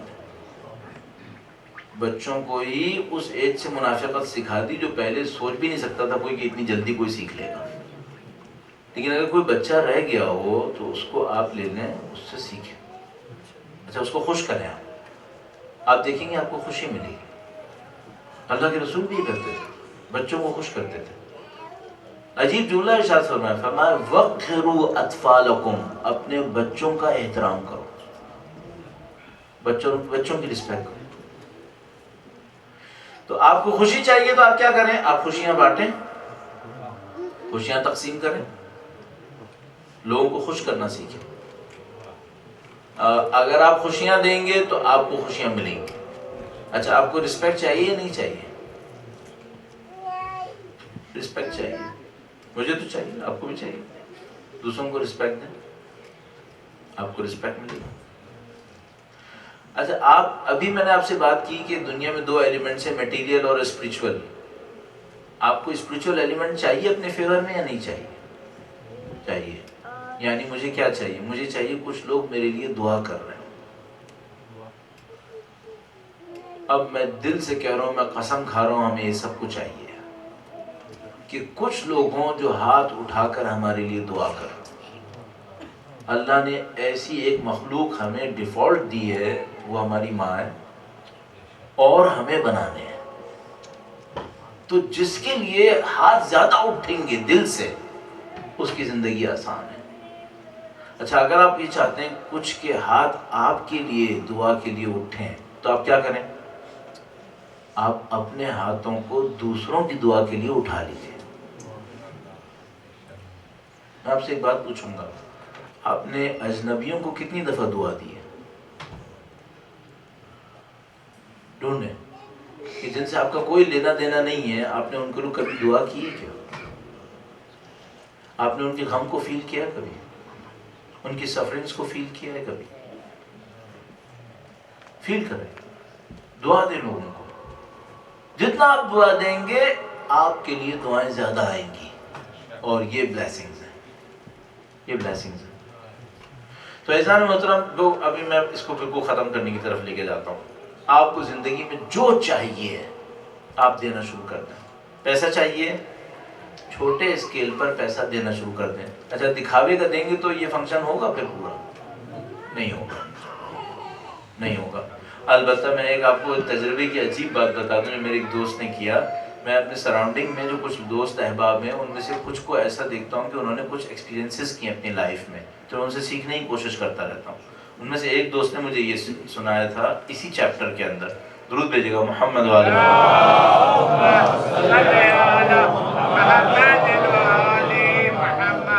ایک دوست ہیں، بے انتہا تو نہیں کہہ سکتے، بہت دیتے ہیں اللہ کی راہ میں، بہت دیتے ہیں. یعنی ناقابل تصور ہوتا ہے بعض اوقات میرے جیسے کے لیے کہ بھائی یہ دینے کی بھی حد ہوتی ہے، اتنا دیتا ہے اس طریقے سے.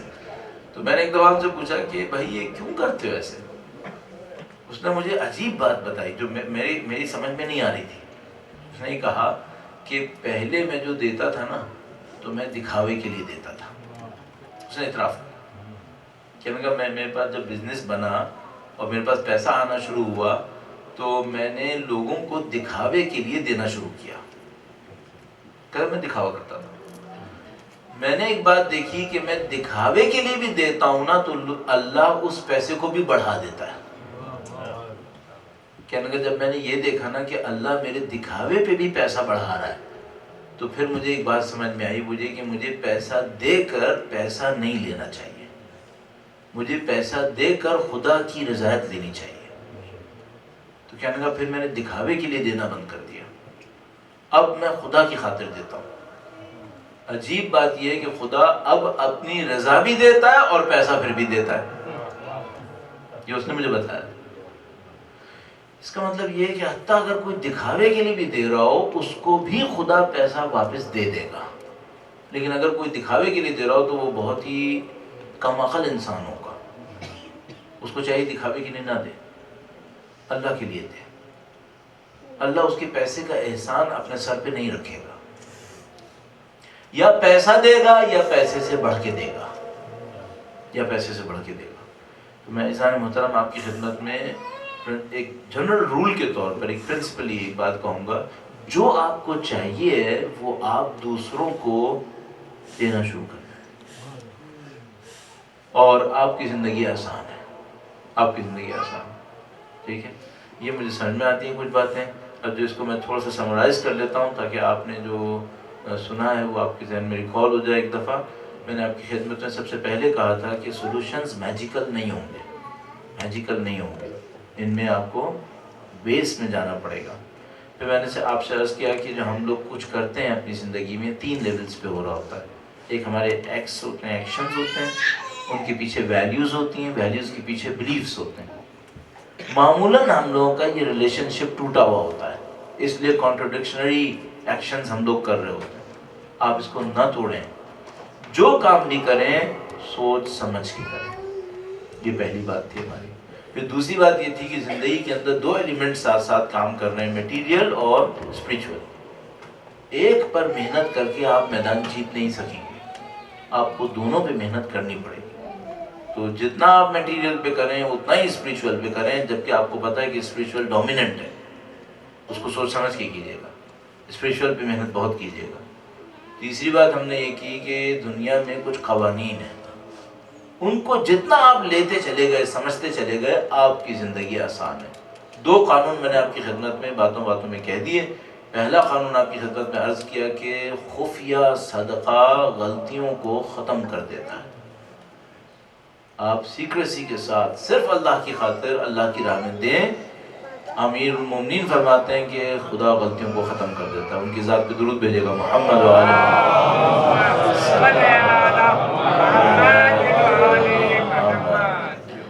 اور دوسرا جو رول دیا وہ یہ کہ جو کچھ آپ کو چاہیے وہ آپ دینا شروع کر دیں اور خدا آپ کو دے گا۔ اب میں ختم کرتا ہوں۔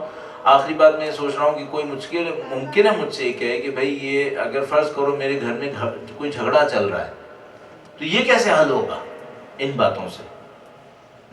میرے گھر میں فرض کریں نعوذ باللہ، اور یہ نعوذ باللہ میں بہت سارے لوگ پھنسے ہوئے ہیں۔ وہ ایک بڑا لطیفہ ہوا یورپ میں کہیں پر ناروے میں مولانا جان علی شاہ کاظمی صاحب پڑھ رہے تھے، تو وہ پڑھتے پڑھتے انہوں نے لوگوں کو ایک حدیث سنائی، اور حدیث یہ تھی کہ بھئی اگر کوئی عورت اپنے بد اخلاق شوہر کی بد اخلاقی پہ صبر کرے، عورت ہے اس کا شوہر جو ہے وہ، جس کو آپ لوگ اور ہم لوگ پنجابی میں کھڑپینچ کہتے ہیں، بہت ٹیڑھا آدمی ہے، تو وہ بیچاری صبر کرتی ہے اس کے اوپر، اگر وہ صبر کرے تو کیا ہوگا؟ تو روایت نے کہا کہ اس عورت کو خدا شہید کا ثواب دے گا۔ جو عورت میدان جنگ میں تو نہیں مری ہے لیکن بیچاری گھر میں شہید ہوتی جا رہی ہے، تو خدا اس کو شہید کا ثواب دے گا۔ تو اس کے بعد جو مرد تھے ان میں تھوڑی کھلبلی مچ گئی، جیسے یہاں پر بھی ہوا، تو انہوں نے کہا کہ بھئی اگر کوئی مرد کسی بد اخلاق عورت کی بد اخلاقی پہ صبر کرے تو اس کا کیا ہوگا؟ تو مولانا نے کہا کہ بھئی اس کو بھی خدا شہید کا ثواب دے گا۔ تو نیچے ایک آدمی بیٹھا تھا، اس نے کہا مولانا یہ ہال شہداء سے بھرا ہوا ہے یہ ہال شہداء سے بھرا ہوا ہے۔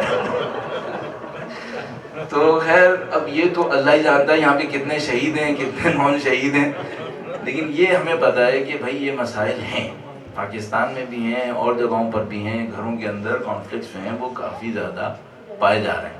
اچھا اس میں کیا کریں؟ یہ کانفلکٹس جو ہیں ان کو سالو کرنے کے لیے کیا کیا جائے؟ تو اس کو سالو کرنے کا ایک بہت آسان نسخہ جو مجھے سمجھ میں آیا ابھی تک، تو میں آپ کی خدمت میں عرض کر سکتا ہوں، وہ یہ ہے کہ پہلی بات جو مجھے سمجھ میں آئی ہے وہ یہ کہ ایکسپیکٹیشنز کم کر لی جائیں۔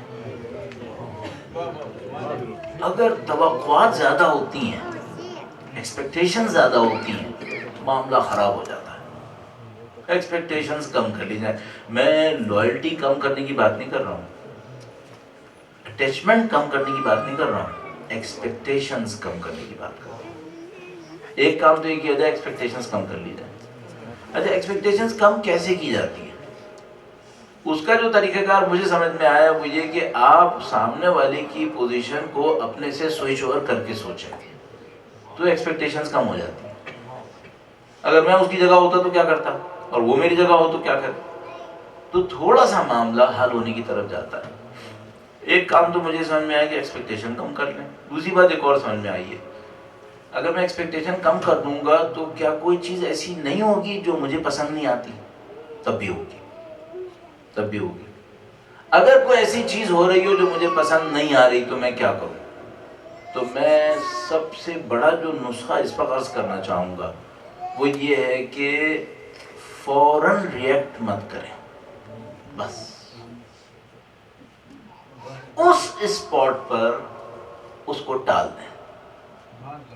اگر آپ نے اسپونٹینیسلی ریئیکٹ کیا، یہ سمجھ لیں آپ کی زندگی برباد ہو گئی، گئے۔ فوراً ریئیکشن مت دیں۔ کیا کریں؟ اب ممکن ہے کوئی کہے کہ بھئی آپ کیا اپنے گھر کے سارے راز کھولنے والے ہیں کیا؟ تو بھائی مثال کے طور پہ آدمی کی زندگی میں کیا ساری چیزیں اس کی مرضی کے مطابق ہوتی ہیں؟ میں کچھ پروجیکٹس کرتا ہوں، مجھے پتا ہوتا ہے جو میرا پروجیکٹ کرنے والا ہے گڑبڑ کر رہا ہے، یہ وہ نہیں کر رہا جو میں چاہ رہا ہوں۔ اچھا کیا میں یہ ہر روز اپنے ڈائریکٹر پروجیکٹ کو نکالتا پھروں کیا؟ نہیں۔ تو مجھے کیا کرنا ہوتا ہے؟ میں فوراً یہ سوچتا ہوں کہ پہلا کام جو میں کرتا ہوں، جیسے میری مرضی کے خلاف کوئی چیز ہوتی ہے، میں آپ کو صحیح بالکل بتا رہا ہوں، جو میں پہلا کام کرنے کی کوشش کرتا ہوں وہ تھوڑا سا ہنسنے کی کوشش کرتا ہوں، مسکرانے کی، کہ بھائی تھوڑا سا ہنس کے اپنے اس غصے کو باہر نکال دو، کیونکہ یہ غصہ جمع ہوا نا تو ایک جگہ پروجیکٹ خراب ہو جائے گا. دوسری بات ہے کہ میری صحت جو ہے وہ میرا ساتھ نہیں دے پائے گی، غصہ آتے آتے میں مر جاؤں گا، پروجیکٹ تو چلا ہی نہیں چلا. تو پہلا کام تو میں یہ کروں گا کہ میں تھوڑا سا ہنس کے اپنے اس کام کو، اس وقت کے پریشر کو ختم کر دوں گا. دوسری بات میں یہ سوچوں گا کہ کیا سب لوگ، میں خود بھی، کیا ہم لوگ پرفیکٹ ہیں؟ کیا پرفیکشن کی ایکسپیکٹیشن رکھنا صحیح ہے؟ کیا ہر ایک کی اپنی ویکنیس ہے. میری ایک ویکنیس ہے، اس کی ایک اور ویکنیس ہے. میری تمام تر ویکنیسز کے باوجود خدا نے مجھے ابھی تک بلیسنگ سے نوازا ہوا ہے. میں کسی کی ویکنیسز کے اوپر، اس کے اوپر پنشمنٹ کیوں کرنے والا ہوں؟ مجھے ساتھ چلنا چاہیے اس کی ویکنیس ہے. ایک بات میں آپ سے عرض کروں گا، ہم میں سے ہر ایک کی خواہش یہ ہے کہ ہمیں کوئی پرفیکٹ ہیومن ساتھ میں رہے. یہ نہیں ہو سکتا ہے. ہمیں انسانوں کو ان کی کمزوریوں کے ساتھ ایکسیپٹ کرنا ہوتا ہے، جیسا کہ ہم خود ہیں. ہمیں پتہ نہیں کتنے لوگوں نے ہماری کمزوریوں کے ساتھ ایکسیپٹ کیا ہوا ہے. ہمیں بھی دوسروں کو ان کی کمزوریوں کے ساتھ ایکسیپٹ کرنا ہوتا ہے. تو میں مذاق میں کہتا ہوں کہ جو ہم لوگ موبائلز کے پیکیجز دیکھتے ہیں، آپ کے یہاں اچھے ہوتے ہوں گے، ہمارے یہاں اچھے نہیں ہوتے. وہ ڈرامہ کیا کرتے ہیں کہ ایک چیز ایک پیکٹ میں اچھی ڈال دیتے ہیں، دوسری اچھی چیز دوسرے پیکٹ میں ڈال دیتے ہیں. تو میں ہمیشہ یہ کہتا ہوں کہ پیکیج کو آپ چوائس میں لا سکتے ہیں کہ یہ پیکیج چاہیے وہ چاہیے، لیکن آپ یہ کیا پیکیجز کے اندر میں سلیکشن کروں گا؟ نہیں، یہ کمپنی کرے گی، آپ نہیں کریں گے. آپ پورے انسان کو ایز اے ہول پیکیج آپ کو ایکسیپٹ کرنا ہوتا ہے. اس میں کچھ خوبیاں ہوتی ہیں، اس میں کچھ ویکنیسز بھی ہوتی ہیں. اگر آپ نے اس طرح انسانوں کو ایکسیپٹ کرنا شروع کر دیا، آپ اکیلے نہیں رہیں گے، آپ ہمیشہ انسانوں کے ساتھ رہیں گے. لیکن اگر آپ نے یہ سوچا کہ میں ویکنیسز کو ایکسیپٹ نہیں کروں گا اور اپنی ساری ویکنیسز بالکل صحیح ہیں، تو پھر میں آپ کو ایک بری خبر دینے والا ہوں، آپ کمزوری کے دور میں اکیلے رہ جائیں گے. طاقت کے دور میں اکیلے نہیں ہوں گے، کمزوری کے دور میں اکیلے ہوں گے. اچھا، ممکن ہے شیطان آپ سے کہے کہ آپ کی کمزوری کا دور کبھی نہیں آئے گا. امیر المومنین نے فرمایا ہمیشہ آئے گا. الدہر یومان، زندگی 2 دن ہے، ایک دن تمہارے حق میں ہے، ایک دن تمہارے خلاف. ہمیشہ ویکنس آئے گی. کوئی بے وقوف ہوگا جو یہ سوچے میرے اوپر کبھی ویکنس نہیں آئے گی. نہیں، physical weakness, spiritual weakness, social weakness, financial weakness ہر انسان کے اوپر آتی ہے. آپ اس کو چھوڑ نہیں پائیں گے کبھی. اور ویکنس کے اندر اگر آپ کو لوگ چاہیے تو اس کا صرف ایک راستہ ہے، ویکنسز کے ساتھ لوگوں کو ایکسیپٹ کر لیں، تو آپ کی ویکنسز کو خدا سنبھال لے گا. فیضان مسلم کی چند چیزیں مجھے سمجھ میں آتی ہیں، یہ پرابلمز ہیں، ان کا سلوشن ہے.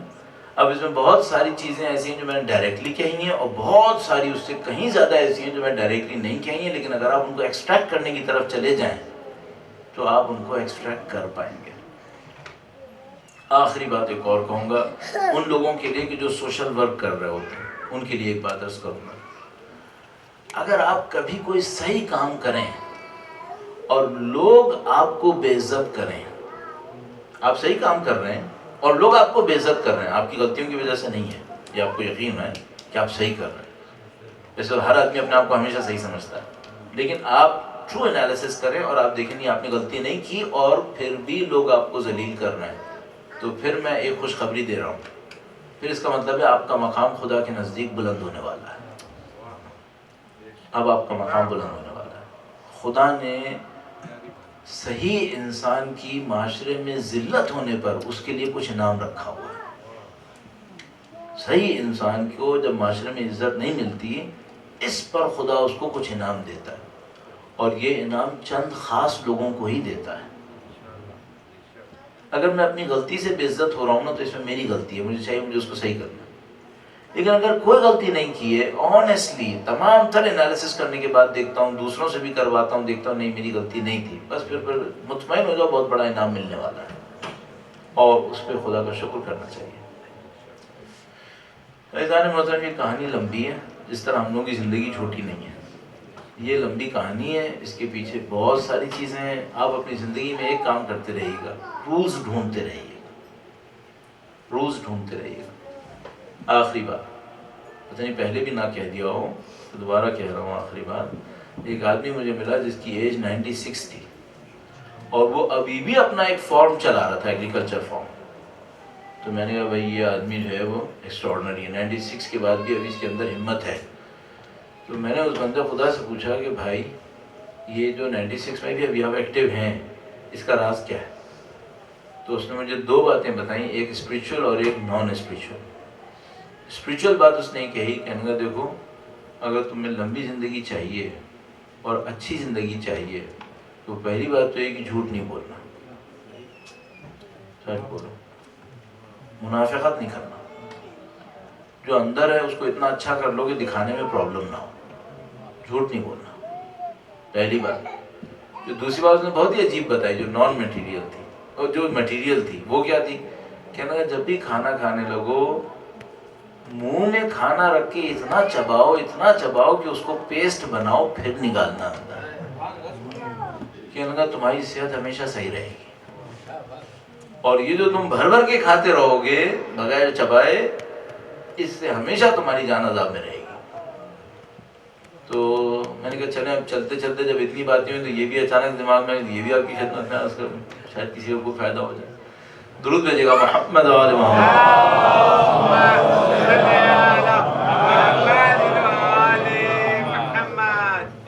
اہل بیت اطہار علیہ السلام کی عظمت پر اس شب کی برکتوں کے حصول کے لیے اور کل کے دن کی برکتوں کے حصول کے لیے وقت کے امام کے نظر لطف کو حاصل کرنے کے لیے درود بھیجیں محمد و آل محمد.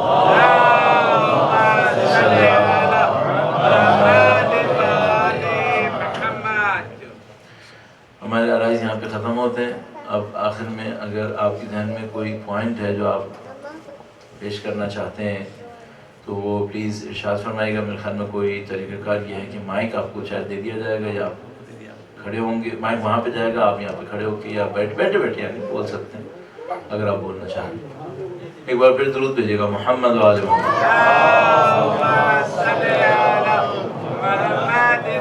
السلام علیکم قبلہ. وعلیکم السلام. میں انگلش میں سوال جی پلیز.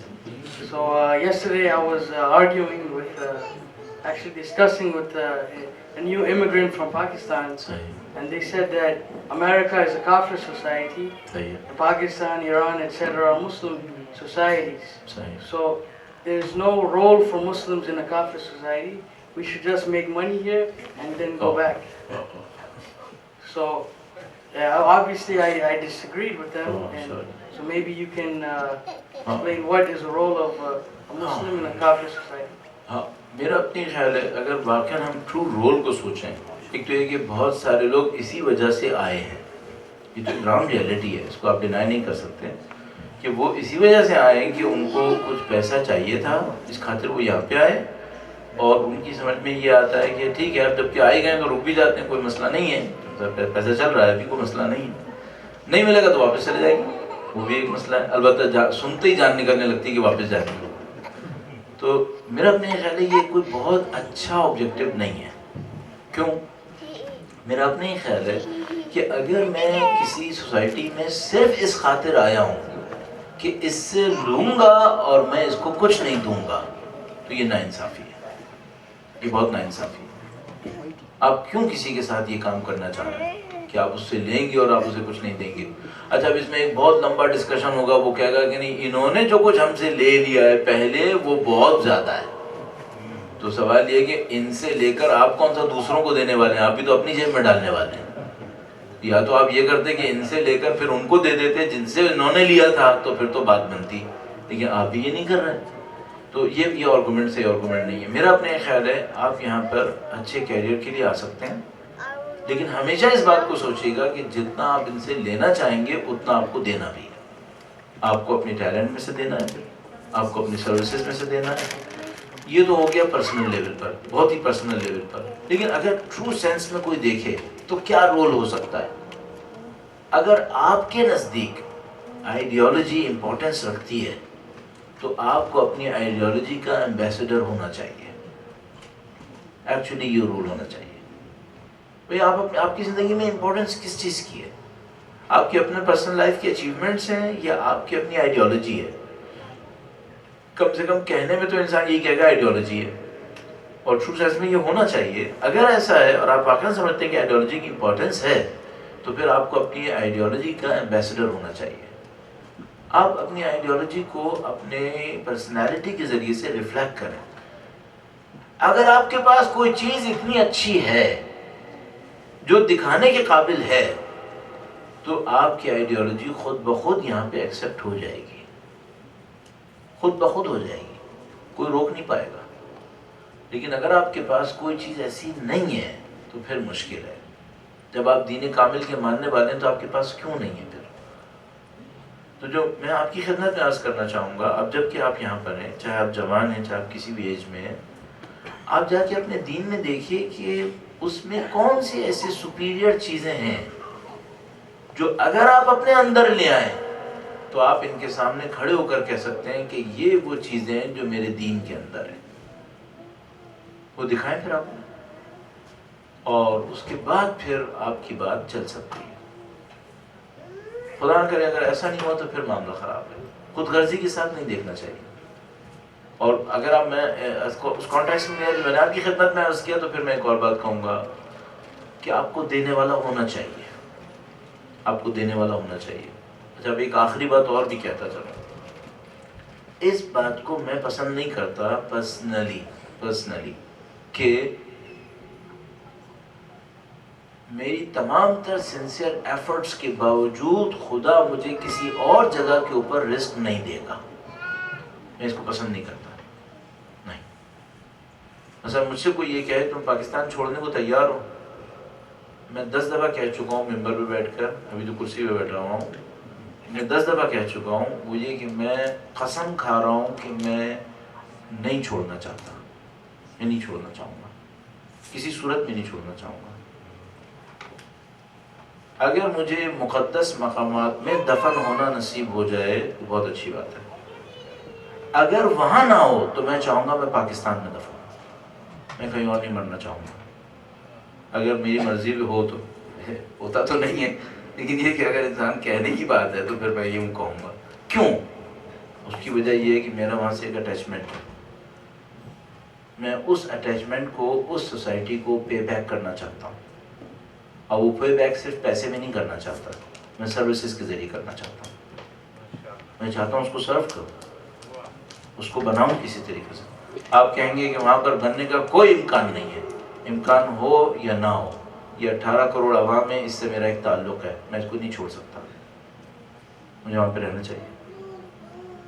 یہ مجھے سمجھ میں آتا ہے. البتہ ممکن ہے کوئی یہ کہ میرا ایسا کوئی رول وہاں پہ نہیں ہے، لہٰذا مجھے کوئی پرابلم نہیں، مجھے چھوڑ دینا چاہیے. میں کہتا ہاں ٹھیک ہے، تمہارا کوئی رول نہیں تو چھوڑ دو، یہ تو کوئی مسئلہ نہیں ہے.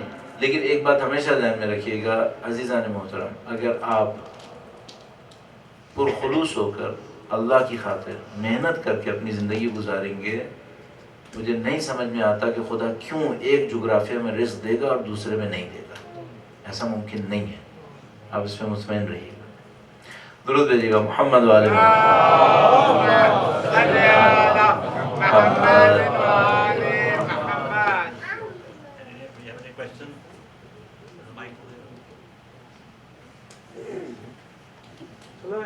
سوال تھا ایک کہ اگر آپ کا رزق کوئی جگہ پہ تنگ ہو جائے، مشکل ہو جائے تو ہجرت کرنے کا حکم ہے، تو وہ کیسا اس کو وہ کریں گے آپ؟ وہ بہت سادہ سی بات ہے. اس میں اس طرح سے تھا کہ پہلی بات تو یہ کہ آپ کی زندگی کا رول کیا ہے. مثلا اگر میں پاکستان کے اندر شاید میں رولز سے نکل کر امپلیمنٹ کرنے کی طرف جا رہا ہوں، لیکن مجھے کرنا پڑ رہا ہے اس کو ایکسپلین کرنے کی خاطر. اگر میرا پاکستان میں کوئی ایسا رول ہے جس سے میں سوسائٹی کو بینیفٹ دے سکتا ہوں، اور اگر میں جاتا ہوں تو وہاں پہ ویکیوم کریٹ ہوگا، مجھے کبھی نہیں جانا چاہیے. اور اپنے رزق کی مشکل کو تھوڑا سا فیس کر لینا چاہیے. کیوں؟ اگر میں وہاں پہ جاؤں گا تو وہاں پہ ویکیوم کریٹ ہوگا. لیکن اگر میرے پاس ایسا کوئی رول نہیں ہے کہ میں وہاں پر ہوں تو ویکیوم نہیں ہوں گا تو ویکیوم کریٹ ہو جائے گا، ہاں پھر میں جا سکتا ہوں. صحیح ہے. لیکن مجھے صرف ایک بات دیکھنی پڑے گی، وہ یہ کہ میں کہیں پر بھی جاؤں، چاہے وہاں پہ رہوں چاہے کہیں جاؤں، دونوں صورتوں میں مجھے دیکھنا پڑے گا کہ میری زندگی صرف 40-50 سال نہیں ہے، مجھے ہمیشہ کے لیے رہنا ہے. ہمیشہ کے رہنے کے لیے جو کچھ چاہیے وہ دونوں جگہ کہیں پہ بھی میں رہوں مجھے ملنا چاہیے. یعنی مثلا جو مجھے موت کے بعد چاہیے وہ اس جگہ بھی مجھے ملے جہاں پہ میں جا رہا ہوں. اچھا ابھی تو الٹا ہو گیا ہے. بعض لوگ یہ کہتے ہیں ہم پاکستان میں عبادتیں نہیں کر پاتے, امریکہ میں آ کے کر لیتے ہیں. بہت دفعہ میں نے سنا ہے. اچھا اس کی ریزننگ بہت سادہ سی ہے, بھائی پاکستان میں رہے گا اس کو بار بار لوڈ شیڈنگ کا سامنا کرنا پڑے گا, اس کو رات کو نیند ہی صحیح نہیں آئے گی. تو فجر کی نماز کے لیے اٹھنے لگے گا, اسی سے 1 گھنٹے پہلے اس کو لائٹ ملے گی تو اسی وقت سوئے گا, پھر اس کو اٹھے گا کہاں پہ. البتہ ہمارا کئی جو ڈپارٹمنٹ ہے الیکٹریسٹی کا وہ بہت اچھا, بہت عبادت گزار ہے, ہمیشہ فجر کے وقت ہی بھیجتا ہے تاکہ لوگ کھڑے ہو جائیں, تہجد پڑھیں اور نماز پڑھیں, تو وہ کچھ اچھے کام کر لیتا ہے اس حساب سے. لیکن ٹف ہوتا ہے, ٹف ہوتا ہے. تو لوگوں کی زندگی ڈس آرڈر میں چلی جاتی ہے, ڈس آرڈر میں جانے کی وجہ سے وہ کنسنٹریٹ نہیں کر پاتے. تو کچھ لوگ کہتے ہیں ہم یہاں پہ آتے ہیں تو ہم اپنے دین کے لیے زیادہ کام کر لیتے ہیں. یا مثال کے طور پہ لوگ کہتے ہیں کہ جو پاکستان میں رہنے والے ہیں وہ اپنے بچوں کی تربیت پہ توجہ ہی نہیں دیتے, اور یہاں پہ رہنے والے ہوتے ہیں وہ اپنے بچوں کے اوپر تربیت پہ توجہ دے رہے ہوتے ہیں کیونکہ ان کے سامنے تھریٹ ہوتا ہے, اور وہ اس تھریٹ کو کاؤنٹر کرنے کے لیے زیادہ توجہ دے رہے ہوتے ہیں ان لوگوں کے مقابلے میں جو وہاں پر ہوتے ہیں. اس طرح کی باتیں ہیں دونوں طرف. لیکن بہرحال جو مجھے سمجھ میں آتا ہے وہ یہ کہ اگر آپ کا کوئی رول ہے, آپ اس رول کو چھوڑ کے جائیں گے اور ویکیوم کریٹ کریں گے تو آپ کو نہیں آنا چاہیے. اگر آپ کو کوئی ایسا رول نہیں ہے اور آپ یہ سمجھ رہے ہیں کہ نہیں میں اگر رسک کی تلاش کے لیے موو کروں گا تو آپ میں چلا جاؤں گا, بہتر ہو جائے گا, تو آپ چلے جائیے, کوئی ایشو نہیں ہے. لیکن صرف یہ دیکھ لیجیے گا کہ آپ کا دین دونوں جگہوں کے اوپر جہاں کہیں بھی آپ رہیں آپ کا دین سالم رہے, سلامت رہے. ایسا نہ ہو کہ وہی ہاتھ سے نکل رہا ہو, اس کے اوپر توجہ دینی چاہیے. درود بھیجیے گا محمد و آل محمد.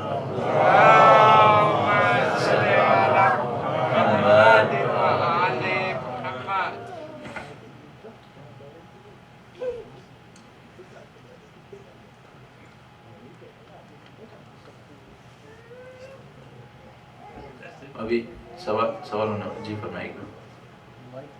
مائک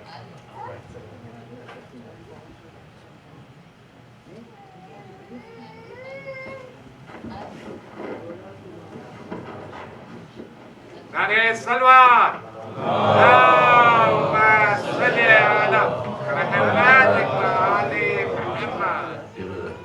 السلام علیکم. علیکم السلام. یہ سوال میرا ہے کہ پرانے زمانے میں پیغمبر اسلام صلی اللہ علیہ وسلم کے زمانے میں ایک لحاظ سے ایک سویلین آرمی تشکیل تھی, یعنی سوسائٹی کا جو اسٹرکچر تھا وہ ایسا تھا کہ جنگ جب بھی کبھی کسی محاذ پہ جنگ ہوتی تھی یا اس کی تیاری ہوتی تھی پوری سوسائٹی کو موبلائز ہونا, تو ہر انسان کو فزیکلی کسی نہ کسی طرح کنٹریبیوٹ کرنا ہوتا تھا. آج کی ماڈرن سوسائٹی کافی اس لحاظ سے چینج ہو گئی ہے. اس لحاظ سے کوئی اپنے آپ کو سمجھتا ہے کہ وہ صرف اور صرف اس کا فوج میں یا عسکری اداروں میں اگر اس کا رول ہے تو صرف اس کا رول یہی ہے. اگر کوئی طبی شعبے میں ہے تو وہ سمجھتا ہے کہ اس کا اسلحہ اٹھانا بالکل ہی فضول بلکہ وہ کبھی بھی سوچ بھی نہیں سکتا کہ اس کی کوئی تیاری بھی کرے. تو ان کانٹرڈکشنز کو اسلام کی روح میں کیسے آپ ریکنسائل کریں ان دا ماڈرن؟ ایک بات تو یہ کہ سوسائٹیز میں جو کمپلیکیشن ہے وہ کمپلیکیشن یہ ڈیمانڈ کر رہا ہے کہ آپ کے پاس اسپیشلائز ملٹری ہو. کیونکہ پہلے سوسائٹی میں ایسا تھا کہ اتنا زیادہ رولز میں کمپلیکیشن نہیں تھا. تو مثال کے طور پر ایک آدمی کپڑا بیچنے والا تھا, وہی راوی بھی تھا. بہت کامنلی ہے ہمارے پاس. مثلا کیا وہ کھجور بیچنے والا ہے اور وہ روایتیں بول رہا ہے, یا مثلا فقہ کا درس بھی دے رہا ہے. تو پہلے زمانے میں یہ پاسبلٹیز تھیں. لیکن اب جو ہے وہ کمپلیکیشنز اتنے زیادہ ہیں. اب آپ لوگوں کو پتہ ہے, مثلا آپ لوگ جو اپنی اپنی فیلڈ کے اسپیشلسٹ ہیں, تقریباً ثابت ہوئی بھی بات ہے کہ آپ اپنی فیلڈ کے اندر بھی ہونے والی ریسرچ سے اپنے آپ کو اپڈیٹ نہیں کر سکتے. اتنی زیادہ ریسرچ ہو رہی ہے. مثلا آپ کتنی ہی اسپیشلائز فیلڈ میں ہوں, اس فیلڈ میں بھی صرف پی ایچ ڈی تھیسسز جو پاس ہو رہے ہوں گے ان کو ہی اگر آپ پڑھنے کی کوشش کریں آپ نہیں کر پائیں گے یہ کام. تو اب کمپلیکیشن کی وجہ سے وہ جو زمانہ تھا کہ رسول اللہ نے کوئی اسپیشلائزڈ آرمی نہیں بنائی تھی اور پبلک سے ہی وہ آرمی لی جاتی تھی اور چلے جاتے تھے, وہ میرے خیال میں اب پاسبل نہیں ہے. اب اسپیشلائز بنانی پڑے گی, ایک بات. لیکن دوسری بات یہ ہے کہ اگر کسی ملک کے اندر کوئی آرمی بن گئی اور وہ اس آرمی کو کوئی جاب دے دی گئی, کوئی کام دے دیا گیا, لیکن کنٹری تھریٹ میں ہے, اب ذمہ داری کس کی ہے؟ یہ سمجھ لیجیے واجب کفائی ہے. واجب کفائی کا مطلب یہ ہے کہ اگر اتنے لوگ ہیں جو کام کر سکتے ہیں تو ساروں کے اوپر سے ختم ہو گیا معاملہ. لیکن اگر اتنے لوگ نہیں ہیں تو پھر سب کی ذمہ داری ہے. مثال ابھی ماڈرن ٹائمز کی مثال، IS نے تھریٹ کیا کہ ہم نجف آ جائیں گے، ہم کربلا آ جائیں گے. ان کی تعداد زیادہ نہیں ہے، 15,000 کوٹ کی جاتی ہے، 25,000 لے لو، 35,000، 35,000 لے لیں آپ، زیادہ سے زیادہ ابھی تک جو کوٹیشن آئی ہے 35,000. پتہ نہیں کسی بھی وجہ سے مراجع نے یہ فیل کیا، علماء جو نجف میں تھے اور کربلا میں تھے، انہوں نے فیل کیا کہ یہ تھریٹ ریئل تھریٹ ہے، ریئل تھریٹ ہے. جیسے انہوں نے یہ فیل کیا، انہوں نے ایک فتویٰ دیا، انہوں نے لوگوں سے کہا کہ آپ اپنے آپ کو دفاع کرنے کے لیے، ڈیفینڈ کرنے کے لیے تیار کریں. اس کا مطلب کیا؟ آج کے زمانے میں بھی پبلک موبلائزیشن کی جا سکتی ہے، کرنا پڑے گا. انہوں نے جیسے ہی حکم دیا، جو مجھے فیگرز یاد آتی ہیں، 1.8 ملین نے چند دنوں میں اپنے آپ کو رجسٹر کروایا، مرد اور عورت دونوں نے. اور انہوں نے کہا کہ بھائی ہم میں سے کچھ تو وہ ہیں جو ٹرینڈ ہیں، ہمیں پتہ ہے اسلحہ کیسے اٹھاتے ہیں، ہم میں سے کچھ ہیں جو ٹرینڈ نہیں ہیں. تو انہوں نے کہا کہ ٹھیک ہے، 1.8 ملین میں جو ٹرینڈ نہیں ہیں ان کو ٹریننگ ملنی چاہیے، ان کو ٹریننگ ملنی چاہیے. اس کا مطلب کیا ہوا؟ اس کا مطلب یہ ہوا کہ اب IS اگر کربلا پہ حملے کی سوچ بھی لے اور وہ اپنے فل 35,000 کو لے کر آ جائے، اور بقول کسی کے کہ اگر کوئی جنگ جیتنی ہو اور آپ اٹیکنگ پوزیشن میں ہیں تو آپ کو 1:3 کا ریشو مینٹین کرنا ہوگا. تو اس کو 1.8 ملین انٹو کم از کم 3 کے حساب سے فوج لانی پڑے گی تاکہ وہ کربلا تک پہنچ سکے. یہ پاور ہے، یہ پاور ہے. اور میں آپ کی خدمت میں ایک بات عرض کروں، کچھ لوگ ڈرتے رہتے ہیں پتہ نہیں کس کس چیز سے. میرا اسپیشلائزیشن پولیٹیکل سائنسز میں ہے. میں اپنی اسپیشلائزیشن کے اندر رہتے ہوئے ایک بات آپ سے کہوں گا، اس وقت 2015 مئی 2015 اس وقت زمین کے اوپر کوئی طاقت نہیں ہے جو شیعہ کو شکست دے سکے.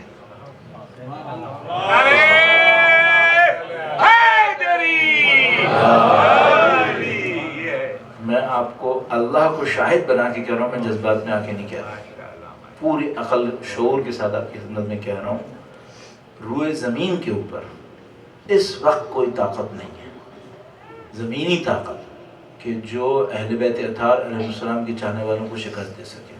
ابھی نہیں ہے، کوئی نہیں ہے. لہذا بھول جائے IS اور IS کے بابا اور اجداد بھی کہ کربلا تک پہنچنے کا خواب بھی دیکھ پائیں گے. یہ زمانے گزر گئے. یہ 150 سال پہلے کی کہانی نہیں ہے، وہابیت پہنچ گئی تھی وہاں تک. الحمدللہ رب العالمین، یہ اہل بیت اطہار علیہ السلام کے چاہنے والوں کی طاقت کا دور ہے. البتہ یہ طاقت اس لیے نہیں ہے کہ ہمیں طاقتیں چاہیے، یا یہ طاقت اس لیے نہیں کہ ہمیں حکومتیں چاہیے، نہیں. یہ طاقت اس لیے ہے کہ ہمیں دنیا کے اندر عدل چاہیے، ہمیں دنیا کے اندر انصاف پھیلانا ہے. لیکن اس وقت الحمدللہ رب العالمین اتنی طاقت ہے ہمارے پاس، کوئی ہمارے مقدس مقامات کا سوچ بھی نہیں سکتا اس وقت. تو آپ یہ سب مطمئن رہیے، اس میں کوئی تھریٹ نہیں. لیکن جو آپ کی بات تھی، بہت اچھی بات کہی آپ نے. یہ چیپٹر اوپن ہے، کسی بھی وقت کال ہو سکتی ہے، کسی بھی وقت کال ہو، آپ کو مجھے تیار ہونا چاہیے. اگر میں آپ کی جگہ ہوں تو میں اپنے آپ کو دنیا کے جو نارمل رینج کے ویپنز ہیں اس کو استعمال کرنا سیکھوں گا. میں سیکھوں گا، پیچھے نہیں ہٹوں گا. کیوں؟ یہ اسکلز میرے پاس ہونی چاہیے. یہ اسکلز میرے پاس ہونی چاہیے کہ اگر مجھے کسی بیٹل فیلڈ کے اندر جانا پڑے اپنے دین کی خاطر، اپنے لوگوں کی خاطر، اپنے خاندان کی خاطر، تو میرے پاس یہ اسکلز اور یہ انرجیز ہونی چاہیے. تو آپ کو اپنے آپ کو، میرا اپنے خیال ہے، تیار کرنا چاہیے. اور دنیا کا ہر ملک اس کو الاؤ کرتا ہے. آپ کو پتہ ہے زیادہ تر ملکوں کے اندر 2 سال کم سے کم کمپلسری ہوتے ہیں جو آپ کو ملٹری ٹریننگ لینی ہوتی ہے. اسرائیل جیسے ملک کے اندر پتہ نہیں 4 سال یا 6 سال ہے، حتیٰ ایران کے اندر 2 سال ہے. ہر ملک کرتا ہے. پاکستان کیوں نہیں کرتا؟ پاکستانی حکومت کو پتہ ہے کہ ہم ان کو ٹرین کر دیں گے تو پھر یہ ہماری نہیں سنیں گے، پھر ہمیں اٹھا کے پھینک دیں گے. اس لیے پاکستان والے کبھی بھی اپنے آپ کو ٹرین نہیں کرتے. لیکن یہ سب کو ہونا چاہیے تاکہ وہ اپنے آپ کو ڈیفینڈ کرنے کی پوزیشن میں ہو. ایک اور بات ہے، یہ صرف مردوں کو لینی چاہیے؟ نہیں، مرد عورت دونوں کو ہونا چاہیے. کیوں؟ بلاخر دفاع سب پہ واجب ہے، ڈیفینڈ کرنا سب پہ واجب ہے. اٹیک کرنا مردوں کے لیے ہے، عورتوں کے لیے نہیں ہے. لیکن ڈیفینڈ کرنا سب پہ واجب ہوتا ہے. تو یہ جو 1.8 ملین میں نے آپ کو کہا، ان میں بہت ساری خواتین ہیں. یہ بات مجھے سمجھ میں آتا ہے. جی فرمائیے. جو اسی سے ریلیٹڈ تھوڑا سا ہمارا ٹاپک ہے لیکن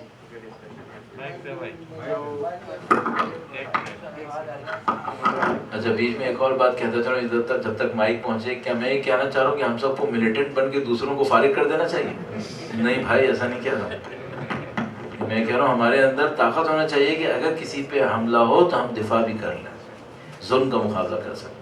جی فرمائیے. جی جو اس وقت یمن کی سچویشن ہے تو ہم نے ایک سچویشن دیکھی جو بڑی انٹرسٹنگ تھی کہ پاکستان سے بہت امیدیں تھیں سعودیہ کو کہ یہ تو بلا شرکت غیر ہے, جو بھی ہم کہیں گے یہ مانیں گے, لیکن جو پاکستان کی پارلیمنٹ نے جو ڈیسیژن دیا وہ اس کے اگینسٹ تھا. بہرحال وہ بھی ایک جو ہے نا کوئی بہت ڈیپلی نہیں تھا, اس میں بھی کافی چیزیں اندر کی ہیں, لیکن بہرحال اوپر کے طور پہ یہ ہوا کہ دے گیٹ ڈس اپوائنٹڈ.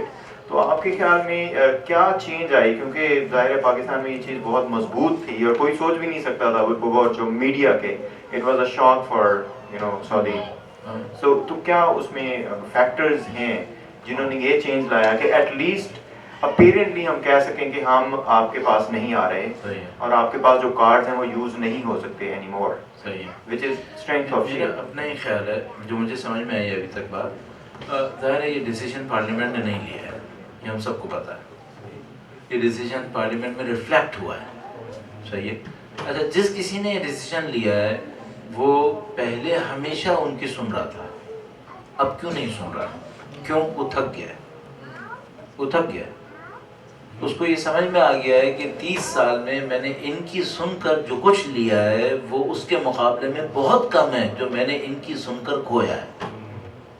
میں نے اپنی جان کو عذاب پال لیا ہے, اور اگر میں اور سنتا رہوں گا تو اب عذاب نہیں ہوگا, میری ایگزسٹنس خطرے میں ہے. یہ میرا اپنا خیال ہے کہ جو بھی پارلیمنٹ کے پیچھے ڈیسیژن لینے والا ہے, ہم سب کو پتہ ہے کون ہے, اس کو یہ بات اچھی طرح سمجھ میں آ گئی ہے کہ سعودیہ کے سپورٹ کرنے کی وجہ سے پاکستان میں ایسی چینج آئی ہے جس سے خود اس سیگمنٹ کی جو ڈیسیژن میکر ہے اس کی ایگزسٹنس خطرے میں پڑ گئی ہے. تو not because of loyalty, not because of patriotism, not because of anything else, because of their own benefit. انہوں نے اس کو ریئلائز کیا ہے کہ اب سعودیہ کی اور ماننا ہماری اپنی ایگزسٹنس کے لیے خطرناک ہے. یہ اچھا ہے, کم سے کم اتنا تو ریئلائز ہو گیا. اور اس کے بعد انہوں نے سٹینڈ لیا اور اس کے بعد انہوں نے کہا کہ بھائی ہم یہ کام نہیں کریں گے, اور پارلیمنٹ سے کہا کہ ٹھیک ہے سر آپ پلیز اعلان کر دیجیے. البتہ مجھے اچھا یہ لگا کہ پہلی دفعہ شاید کوئی ایسا کام ہوا ہے جس پہ حسن نصر اللہ نے بھی پاکستان کی تعریف کی ہے. مجھے اچھا لگا کہ چلو ٹھیک ہے, کسی بھی وجہ سے ہوا, کم سے کم ایک اچھے آدمی کا دل تو خوش کیا. اچھا یمنی اتنے ماشاءاللہ ایتھیکلی اسٹرانگ ہیں, اتنے ایتھیکلی اسٹرانگ ہیں کہ جب ہمارے ڈیسیشن نہیں ہوا تھا اور موسٹ لائکلی ہم نے جانا تھا تب انہوں نے ہماری خواتین اور بچوں کو تنگ نہیں کیا, تب انہوں نے ہمارے بندوں کو تنگ نہیں کیا اور ہمارے لیے سیف پیسیجز نکالے کہ ہم اپنے ملک واپس کیسے آئیں گے. وہ اتنے اسٹرانگ تھے, جبکہ اس وقت سب کو نظر آ رہا یہ تھا کہ ہم جائیں گے, ہم سعودیہ کے پیچھے چلے جائیں گے, لیکن وہ لوگ ایتھیکلی بہت اسٹرانگ تھے. میں آپ کی خدمت میں بات عرض کروں, یہ جو دنیا میں 2-3 بہت بڑے اسپریچول فائٹرز مجاہدین بار بار کہہ رہے ہیں کہ سعودیہ نہیں جیت پائے گا, اس کو آپ کو سوچنا پڑے گا. حسن نصر اللہ ملیٹنٹ نہیں ہے, صرف اسپریچول لیڈر ہے. سید علی خامنہئی صرف ہیڈ آف دا اسٹیٹ نہیں ہے, ملیٹنٹ نہیں ہے, اسپریچول لیڈر ہے. یہ لوگ انسسٹ کر رہے ہیں کہ سعودیہ نہیں جیت سکے گا, جیت حوثیوں کی ہوگی. کیوں یہ لوگ اصرار کر رہے ہیں جبکہ یہ لوگ ملیٹنٹ؟ میں نے آپ سے کہا یہ میٹیریل بعد میں, پہلے اسپریچول ہے. کیوں؟ یہ لوگ ان چیزوں کو نوٹ کر رہے ہیں کہ جو قوم حق کی خاطر اصولوں کو نہیں توڑتی خدا اسے شکست نہیں دیتا, خدا اسے فتح دیتا. اور اب اس سے نکل جانا میٹیریل صرف سوچیں, مجھے سمجھ میں نہیں آتا اتنے اسٹوپڈ کیوں ہوئے سعودی عرب کہ انہوں نے سوچا کہ وہ جیت جائیں گے. اسپریچول کو نکال دیتا ہوں, میٹیریل کو سوچتا ہوں صرف. تو مجھے سمجھ میں نہیں آتا اتنے پاگل کیوں ہیں کہ یہ سمجھ رہے ہیں کہ یہ حوثیوں سے جیت جائیں گے. یہ نہیں جیت پائیں گے, کوئی چانس نہیں ہے ان کا. اور جو مجھے اپنی کیلکولیشن میں سمجھ میں آتا ہے, غلط بھی نکل سکتی ہیں, بلو 10% ہے ان کے پاس, 10% چانس نہیں ہے ان کے پاس جیتنے کا وہاں پر.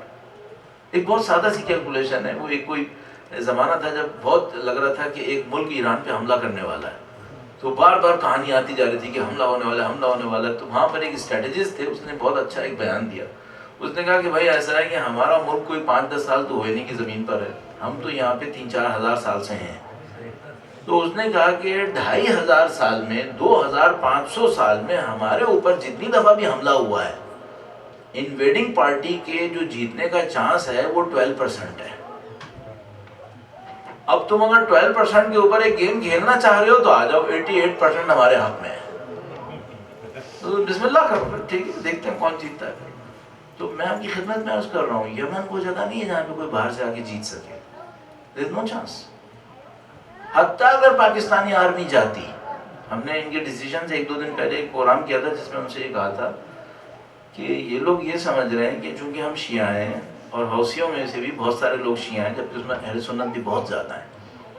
تو میں نے کہا کہ یہ پاکستانی حکومت یہ سمجھ رہی ہے کہ چونکہ ہم شیعہ ہیں اور حوثیوں میں بھی اکثریت شیعہ ہے، تو ہم پاکستانی حکومت کے سامنے جا کر رحم کی بھیک مانگیں گے کہ پاکستانی گورنمنٹ ہمارے شیعہ بھائیوں پہ رحم کرے اور فوج نہ بھیجے.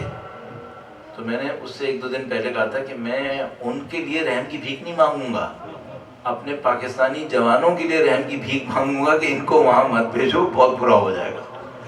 ان بچوں نے پاکستان آرمی کے اندر یمن کی جنگ لڑنے کے لیے انرول نہیں کیا ہے، انہوں نے پاکستان کی ڈیفینڈ کرنے کے لیے انرول کیا اپنے آپ کو. انہوں نے آل سعود اور سعودی عرب کی ٹیریٹری کو ڈیفینڈ کرنے کے لیے انرول نہیں کیا ہے.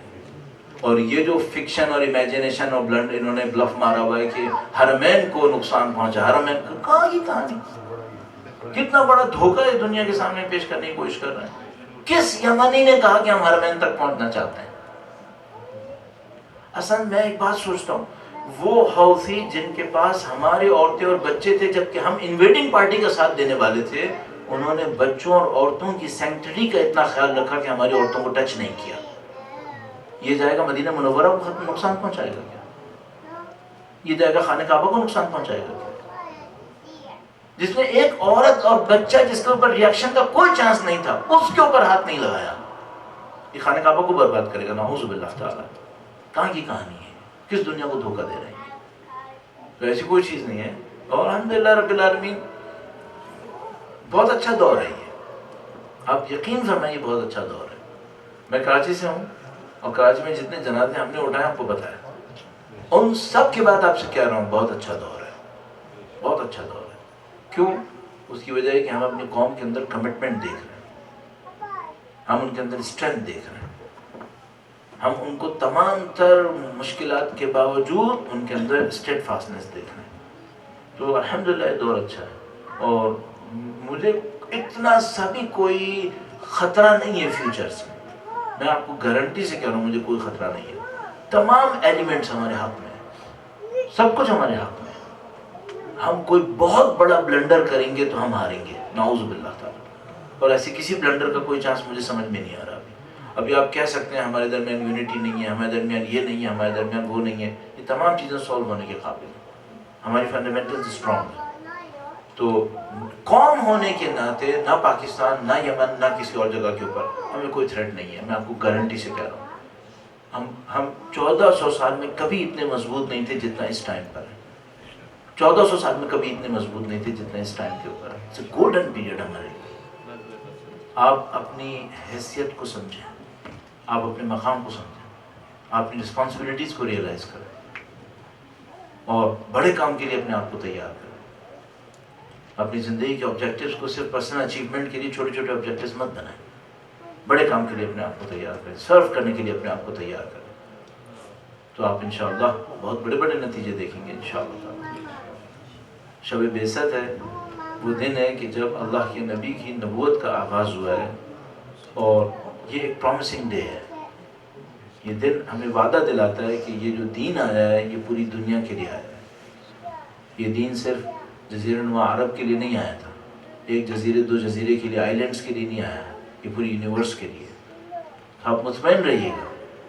شاید میں سمجھتا ہوں ہم لوگ بہت نزدیک ہیں اس ٹائم سے جب ہم یہ دیکھ سکیں کہ ریالٹیز آف لائف اپنے آپ کو ثابت کر دیں گی، ٹروتھ اپنے آپ کو ثابت کرے گا. اور آپ اچھے ٹائم میں ہیں انشاءاللہ. درود بھیجیں محمد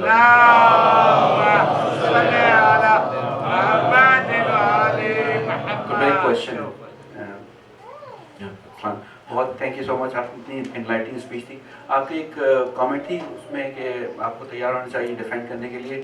بہت اچھا آبجیکٹیو ہے, لیکن ہمارے یہاں سب سے بڑی تھریٹ ود ان کمیونٹی یہی ہے کہ we are adapting standard American diet which is SAD کہتے ہیں آپ اس کے سے. We are giving our kids heart disease when they graduating.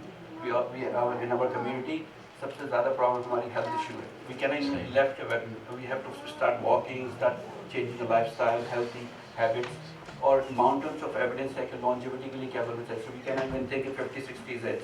آج کل 70-80 تک people are active, and how they active we have to learn from them. تو بیسک ٹریننگ جو ہے آج سے شروع کریں.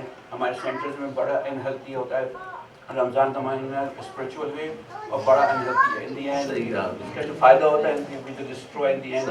سوڈاز کو ہمیں ایلیمینیٹ کرنا ہوگا اپنے سینٹر سے, اپنے گھر سے. Sugar is the biggest threat, cancer feeding element hai. There are so many things we can do basically before we even lift the weapon. We can't even lift the weapon if we cannot walk. 10,000 steps agar one person takes every day, they can eliminate 80% of heart disease, 50% of the cancer. So before we go that far, we have to really prepare every day. So maybe بہت اچھے points دیے. اور میں اس میں ایک بات اور اضافہ کرنا چاہوں گا, بلکہ اس میں آپ کی اجازت سے میں تھوڑا سا ایڈ کرنا چاہوں گا. تو کہ پہلی بات تو ان کا پوائنٹ بہت ویلڈ ہے. میں اس پوائنٹ کو ایک اور طرح سے دیکھتا ہوں. آپ یہاں پہ آئے تھے یہ ثابت کرنے کے لیے کہ آپ کے پاس کامل دین ہے, اور پریکٹسز آپ کی اگر غلط ہیں تو آپ یہ کیسے ثابت کر سکتے ہیں؟ بھئی اگر آپ اپنے دسترخوان کے اوپر فضول خرچی کر رہے ہیں اور آپ کہہ رہے ہیں کہ ان المبذرین اخوان الشیاطین قرآن کریم کہتا ہے, تو بھئی آپ اتنا ٹریش آپ نے بنایا ہے, یہ آپ نے کیوں بنایا ہے؟ پھر اس کو صحیح کرو, اس کو آپ کو صحیح کرنا چاہیے. پھر انہوں نے کہا جیسے پریکٹسز آپ کی جو کھانے کے اندر ہیں, چلنے پھرنے, صحت کے اندر ہیں. ایک اور مسئلہ ہے جو مجھے ابھی تک سمجھ میں آتا ہے, ظاہر ہے کہ جو میڈیکل سائنسز میں ڈیولپمنٹ ہوئی ہے بہت اسٹرانگ ہے الحمدللہ رب العالمین, سے بہت مدد ملی ہے. لیکن ایک اور سب کو ہم سمجھ میں آ رہا ہے وہ یہ کہ بہت ساری فزیکل ڈیزیز روٹس رکھتی ہیں سائیکالوجیکل ڈیزیز کے اندر. انہیں صحیح کریں. اصل ان میں جو صحیح کرنے کی ایک چیز ہے وہ یہ کہ آپ بات بات پہ کوڑتے کیوں ہیں؟ خوش رہنا سیکھو, خوش رہنا سیکھو. لائف کے بارے میں ہمیشہ پیسمزم کیوں ہے؟ آپٹیمزم رکھو. کیوں ہے؟ اللہ پہ توکل نہیں ہے, اللہ پہ توکل رکھو. تو مجھے یوں سمجھ میں آتا ہے کہ اگر آپ اپنی وہ جو سائیکالوجیکل پرابلمز ہیں, جس کا اسپریچول پرابلمز بھی کہہ سکتے ہیں, اگر آپ ان کو صحیح کر لیتے ہیں تو بہت ساری آپ کی پرابلم سالو ہونے کی طرف جاتی ہیں, اور بہت ساری جو ہمارے اوپر جسم کے اوپر مشکلات آ رہی ہوتی ہیں وہ سالو ہو جاتی ہیں. ڈسائڈ ان تمام چیزوں کی جو انہوں نے ارشاد فرمایا بالکل صحیح کہا, وہ تمام چیزیں ہماری پریکٹسز کے اندر آنی چاہیے اور ہمارے سینٹرز میں ریفلیکٹ ہونی چاہیے. ہمارے سینٹرز کے اندر جو کھانا ہو وہ اچھا کھانا ہو, ہمارے سینٹرز کے اندر اسراف نہ ہو, ہمارے سینٹرز کے اندر پنکچویلٹی ہو, ہمارے سینٹرز کے اندر آرگنائزیشنز ہوں, یہ سب چیزیں ہونی چاہیے. اچھا ایک اور چیز جو مجھے بہت اچھی لگتی ہے اور اگر نہ ہو تو میرا بہت دل کڑ رہا ہوتا ہے, وہ یہ کہ ہم لوگ ایفیشنسی کی طرف کیوں نہیں جاتے. پروڈکٹیوٹی, ایفیشنسی, آپٹیمائزیشن, یہ ہمارے سینٹرز میں ہونا چاہیے. تو مثال کے طور پر میں ایسی ایک بات کہہ رہا ہوں, اب یہ بالکل رف آئیڈیا ہے, وہ یہ ہے کہ ہمارے پاس بایو گیس پلانٹس ہوتے ہیں جس کے اندر ٹریش کے ذریعے سے بایو گیس بنائی جا سکتی ہے جو گھر میں کوکنگ میں بھی استعمال ہو سکتی ہے. اگر اتنے لوگ یہاں پر آتے ہیں اور اتنا ٹریش بناتے ہیں جو سب کا سب ضائع ہوتا ہے, بعد میں اس کو پروسیس کرنے کے اوپر ایک پرابلم ہے, تو ہم چھوٹے چھوٹے ایسے پلانٹ لگا کر اپنے سینٹرز کی ایفیشنسی کو کیوں نہیں ثابت کرتے؟ مجھے سمجھ میں نہیں آتا واقعا. مثلا میں کسی مدرسے کے اندر دیکھتا ہوں وہاں 300 بچے پڑھ رہے ہیں اور ان 300 بچوں کا جو ویسٹ ہے وہ سوائے ڈرینیج کو بلاک کرنے کے اور کچھ نہیں کرتا, تو اس سے بایو گیس کیوں نہیں بنا لیتے؟ مجھے سمجھ میں نہیں آتا. گاؤں دیہات کے اندر جاتا ہوں وہاں دیکھتا ہوں گائے بھینسیں کھڑی ہوئی, ان سب کے کچرے کو, اس کے ویسٹ کو ٹھکانے لگانے کے لیے لوگ پیسے دے رہے ہوتے ہیں, جبکہ وہ خود ایک ویلتھ ہے. ہم کیوں نہیں کر رہے؟ ہمیں چاہیے ہم اپنے سینٹرز کے ذریعے پروڈکٹیوٹی اور ایفیشنسی کو ثابت کریں تاکہ ہم دنیا کو بتائیں کہ ہم پروگریسو ریلیجن رکھتے ہیں. ہم ویسٹ کریٹ کرنے والے لوگ نہیں ہیں, ہم ویسٹ یوٹیلائز کرنے والے لوگ ہیں. تو عزیزان محترم پلیز, اور مجھے ایک بات سمجھ میں نہیں آتی, اگر امریکہ میں بھی یہ نہیں ہوگا تو کیا ٹھنڈو علاقے میں ہوگا؟ کہاں ہوگا؟ کہاں پہ ہوگا؟ یہاں پہ ہونا چاہیے تھا, یہاں پہ پڑھے لکھے لوگ تھے, یہاں پہ لوگوں کے پاس ٹیکنالوجی تھی, یہاں پہ ہونا چاہیے. درود بھیجیے گا محمد والے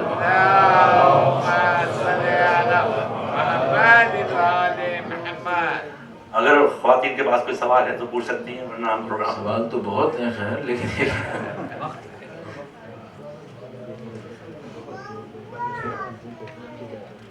جیسے میں ایک بات بتانا چلوں. Technology nowadays, use of new technology, جی the misuse of new, ہاں technology, like Facebook and which are good.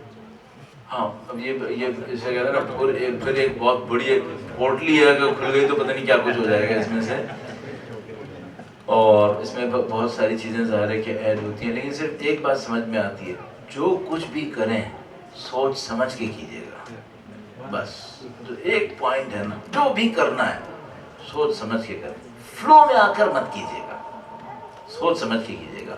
میں نے سوچ سمجھ کے فیس بک استعمال نہیں کیا، صاف بات، کیونکہ میں نے دیکھا کہ میں اس کو نہیں سنبھال پاؤں گا، یہ میری لائف کو ختم کر دے گا، صاف بات. میں نے میں نے یوں سمجھا.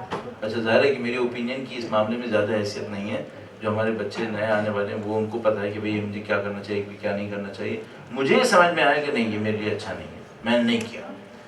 مجھے تقریباً 7 سال پہلے یہ سمجھ میں آیا کہ ٹیلی ویژن میرے لیے نقصان دہ ہے، میں نے ٹیلی ویژن کا بلیک آؤٹ کر دیا، نکال دیا. زندگی آسان ہے، بخدا کہہ رہا ہوں. تو یہ میں نے کہا تھا مکروہ ہے پھر بھی بخدا نکل گیا. زندگی آسان ہے جب سے ٹیلی ویژن نکلا ہے. میرے پاس بچوں کے لیے ٹائم ہے، میرے پاس اپنی زندگی کے لیے ٹائم ہے. اور میں وہاں پہ کیا دیکھ رہا تھا؟ جو کچھ دیکھ رہا تھا سوائے ٹینشن بڑھانے کے کچھ نہیں ہو رہا تھا. اچھا کیا کوئی یہ کہے گا کہ ٹیلی ویژن نہ دیکھنے کی وجہ سے میں ایک بالکل بے خبر ہو گیا دنیا سے؟ قطعاً نہیں، بالکل نہیں ہے ایسا. یہ کہانی نہیں ہے ایسا.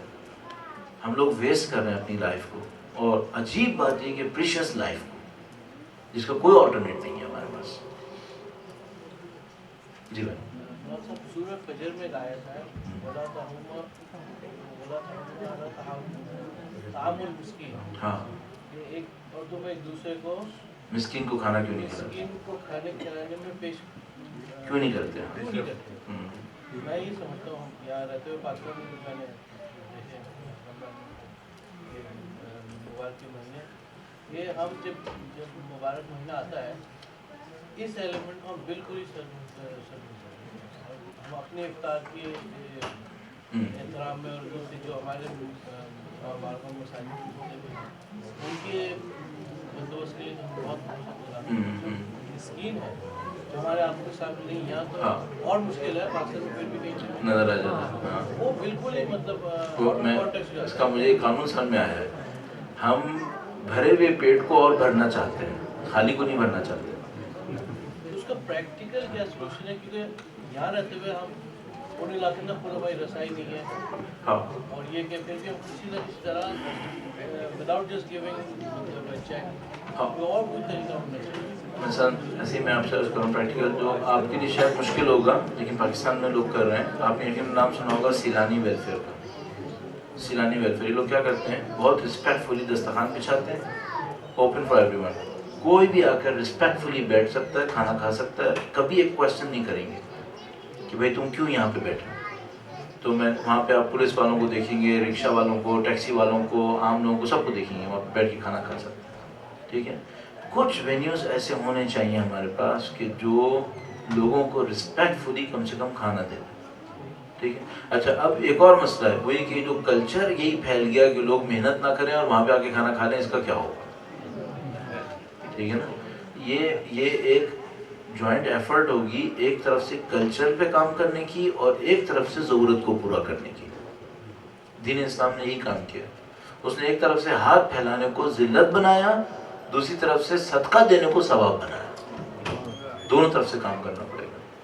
تو اس طرح کی ایک چیز دیکھنی پڑے گی. اور میں آخری بات جو اس سلسلے میں عرض کروں گا وہ کہ اگر آپ کو کوئی سسٹم نظر نہیں آتا تو پھر میں آپ سے ریکویسٹ یہ کروں گا آپ سسٹم کریٹ کریں.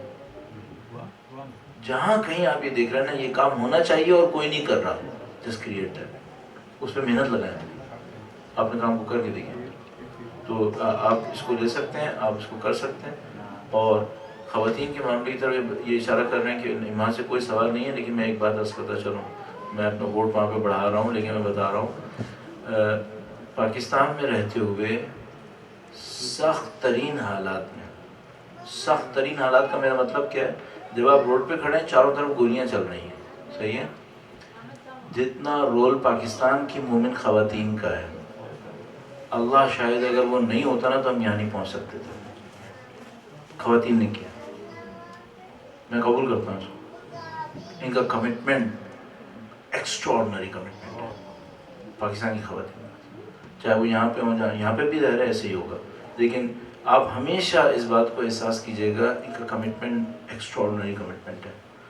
اور مجھے کئی راتیں ایسی پاکستان میں یاد ہیں جس بالکل ایسی غیر ارادی طور پر کھڑے ہوئے اور پوری رات رہنا پڑ گیا، اور اس میں ہم نے عورتوں کو بچوں کے ساتھ اور اکیلے چلتے ہوئے دیکھا ہے. یعنی ایک پروسیشن مجھے یاد ہے جو چند کلومیٹر کا سوچ کے نکلا تھا، لیکن ایٹ دی اینڈ 16 کلومیٹر پہ گیا تھا. سوچ کے ہوا تھا کہ 1.5 کلومیٹر جانا ہے، لیکن اینڈ میں یہ ہو گیا تھا کہ 16 کلومیٹر واک ہوئی تھی، اور اس کے بعد تقریباً 12 گھنٹے 31 دسمبر کو آسمان کے نیچے بیٹھنا پڑا تھا، اور اس میں عورتیں اور بچے تھے، اور کوئی واپس نہیں جا رہا تھا. صحیح، ان کی طرف سے کوشچن نہیں آیا نا، تو مجھے یقین ہے کہ اس وجہ سے نہیں آیا کہ ہم نے اس کو بہت زیادہ فیسیلیٹیٹ نہیں کیا، ورنہ ان کا رول بہت زیادہ ہے، ان کا کام بہت زیادہ ہے، ان کی انرجیز دین کے لیے بہت زیادہ ہیں. آپ اس کو ہمیشہ اعتراف کرتے رہیے گا، کیونکہ اپنے گھر واپس بھی جانا ہے. آپ کو بتا رہا ہوں. آخر میں دعا کرتے ہیں پروردگار سے، اے پاک پروردگار جو واسطہ محمد و آل محمد کا، اس قلیل سی عبادت کو اپنی بارگاہ میں قبول فرما. اے پاک پروردگار شب بعثت ہے اور روز وفات ہے حضرت ابو طالب علیہ السلام، اے پاک پروردگار ان مناسبتوں سے ہمیں دین کی نصرت کرنے کی طاقت نصیب فرما. اے پاک پروردگار دین کے چاہنے والے دنیا میں جہاں کہیں بھی ہیں، قرآن و اہل بیت کے چاہنے والے دنیا میں جہاں کہیں بھی ہیں، ان کی جان مال عزت و آبرو کی حفاظت فرما. بالخص مومنین یمن مشکل وقت سے گزر رہے ہیں، پاک پروردگار لشکر ایمان کو فتح و نصرت نصیب فرما، لشکر کفر و نفاق کو ذلت و خواری نصیب فرما. اے خدا بحق بیمار کربلا، بحق اسرائے کربلا، شیخ نمر اور ان جیسے دوسرے بے گناہ جو قید خانوں کے اندر ہیں، ان سب کو آزادی و رہائی نصیب فرما. جو ہمارے بیمار اپنی بیماریوں کے ساتھ ہیں، پاک پروردگار بحق بیمار کربلا شفائے عاجل و کامل نصیب فرما. اے پاک پروردگار جو تیری بارگاہ سے دور جا رہے ہیں، جو اپنے دین سے دور جا رہے ہیں، خدا تجھے تیری رحمت کا واسطہ ان دور جاتے ہوئے لوگوں کو واپس آنے کی طاقت نصیب فرما. ان کی توبہ کو اپنی بارگاہ میں قبول فرما. اے پاک پروردگار ہمارے مرحومین تیری رحمت کے منتظر ہیں. خدایا تجھے واسطہ اہل بیت اطہار علیہ السلام کا ہمارے مرحومین کے تمام گناہان صغیرہ و کبیرہ کی مغفرت فرما. ہمارے زندوں پہ رحم فرما، ہمیں دین پہ راستے پہ چلنے کی سعادت نصیب فرما. اے خدایا دعائیں تیری حجت کے لیے، عدل کا قیام تیری حجت کے ذریعے سے. بعثت کا دن ہے، اللہ کے رسول کا دن ان کے فرزند کے ذریعے سے پہلے. خدا تجھے واسطہ محمد و آل محمد کا سید و سردار مولا اور آقا امام آخر الزمان کے ظہور میں تعجیل فرما. ہمیں ہماری اولادوں کو ان کے جانثاروں میں قرار فرما. امام کے لشکر کی تعداد میں اضافہ فرما. امام کے دشمنوں کو نیست و نابود فرما. اے خدا ہماری زندگیوں کا اختتام ان کی نصرت کی راہ میں شہادت قرار فرما. ربنا تقبل منا انک انت السمیع العلیم وتب علینا انک انت التواب الرحیم.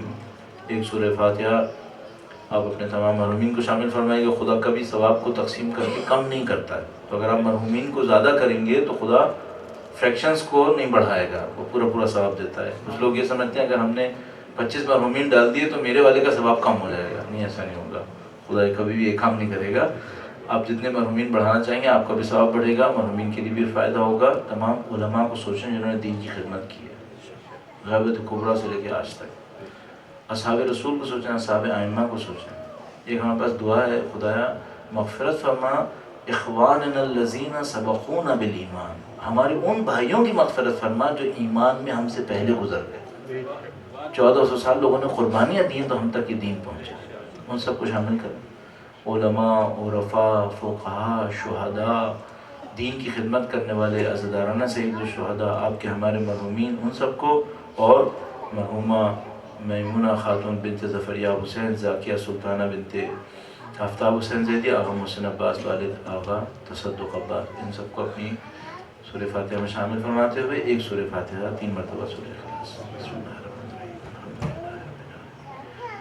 الرحمن الرحیم مالک یوم الدین ایاک نعبد و ایاک نستعین اهدنا الصراط المستقیم صراط الذین انعمت علیہم غیر المغضوب علیہم ولا الضالین.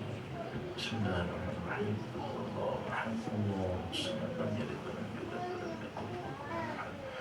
بسم اللہ الرحمن الرحیم قل هو اللہ احد اللہ الصمد لم یلد ولم یولد ولم یکن له کفوا احد. بسم اللہ الرحمن الرحیم قل هو اللہ احد اللہ الصمد لم یلد ولم یولد ولم یکن له کفوا احد. اہل بیت اطہار علیہ السلام کی عظمت پر اس دعا کی قبولیت کے لیے اور اس پورے عمل کی قبولیت کے لیے منتظمین کی مزید توفیقات کے لیے درود بھیجیں. محمد و آل محمد.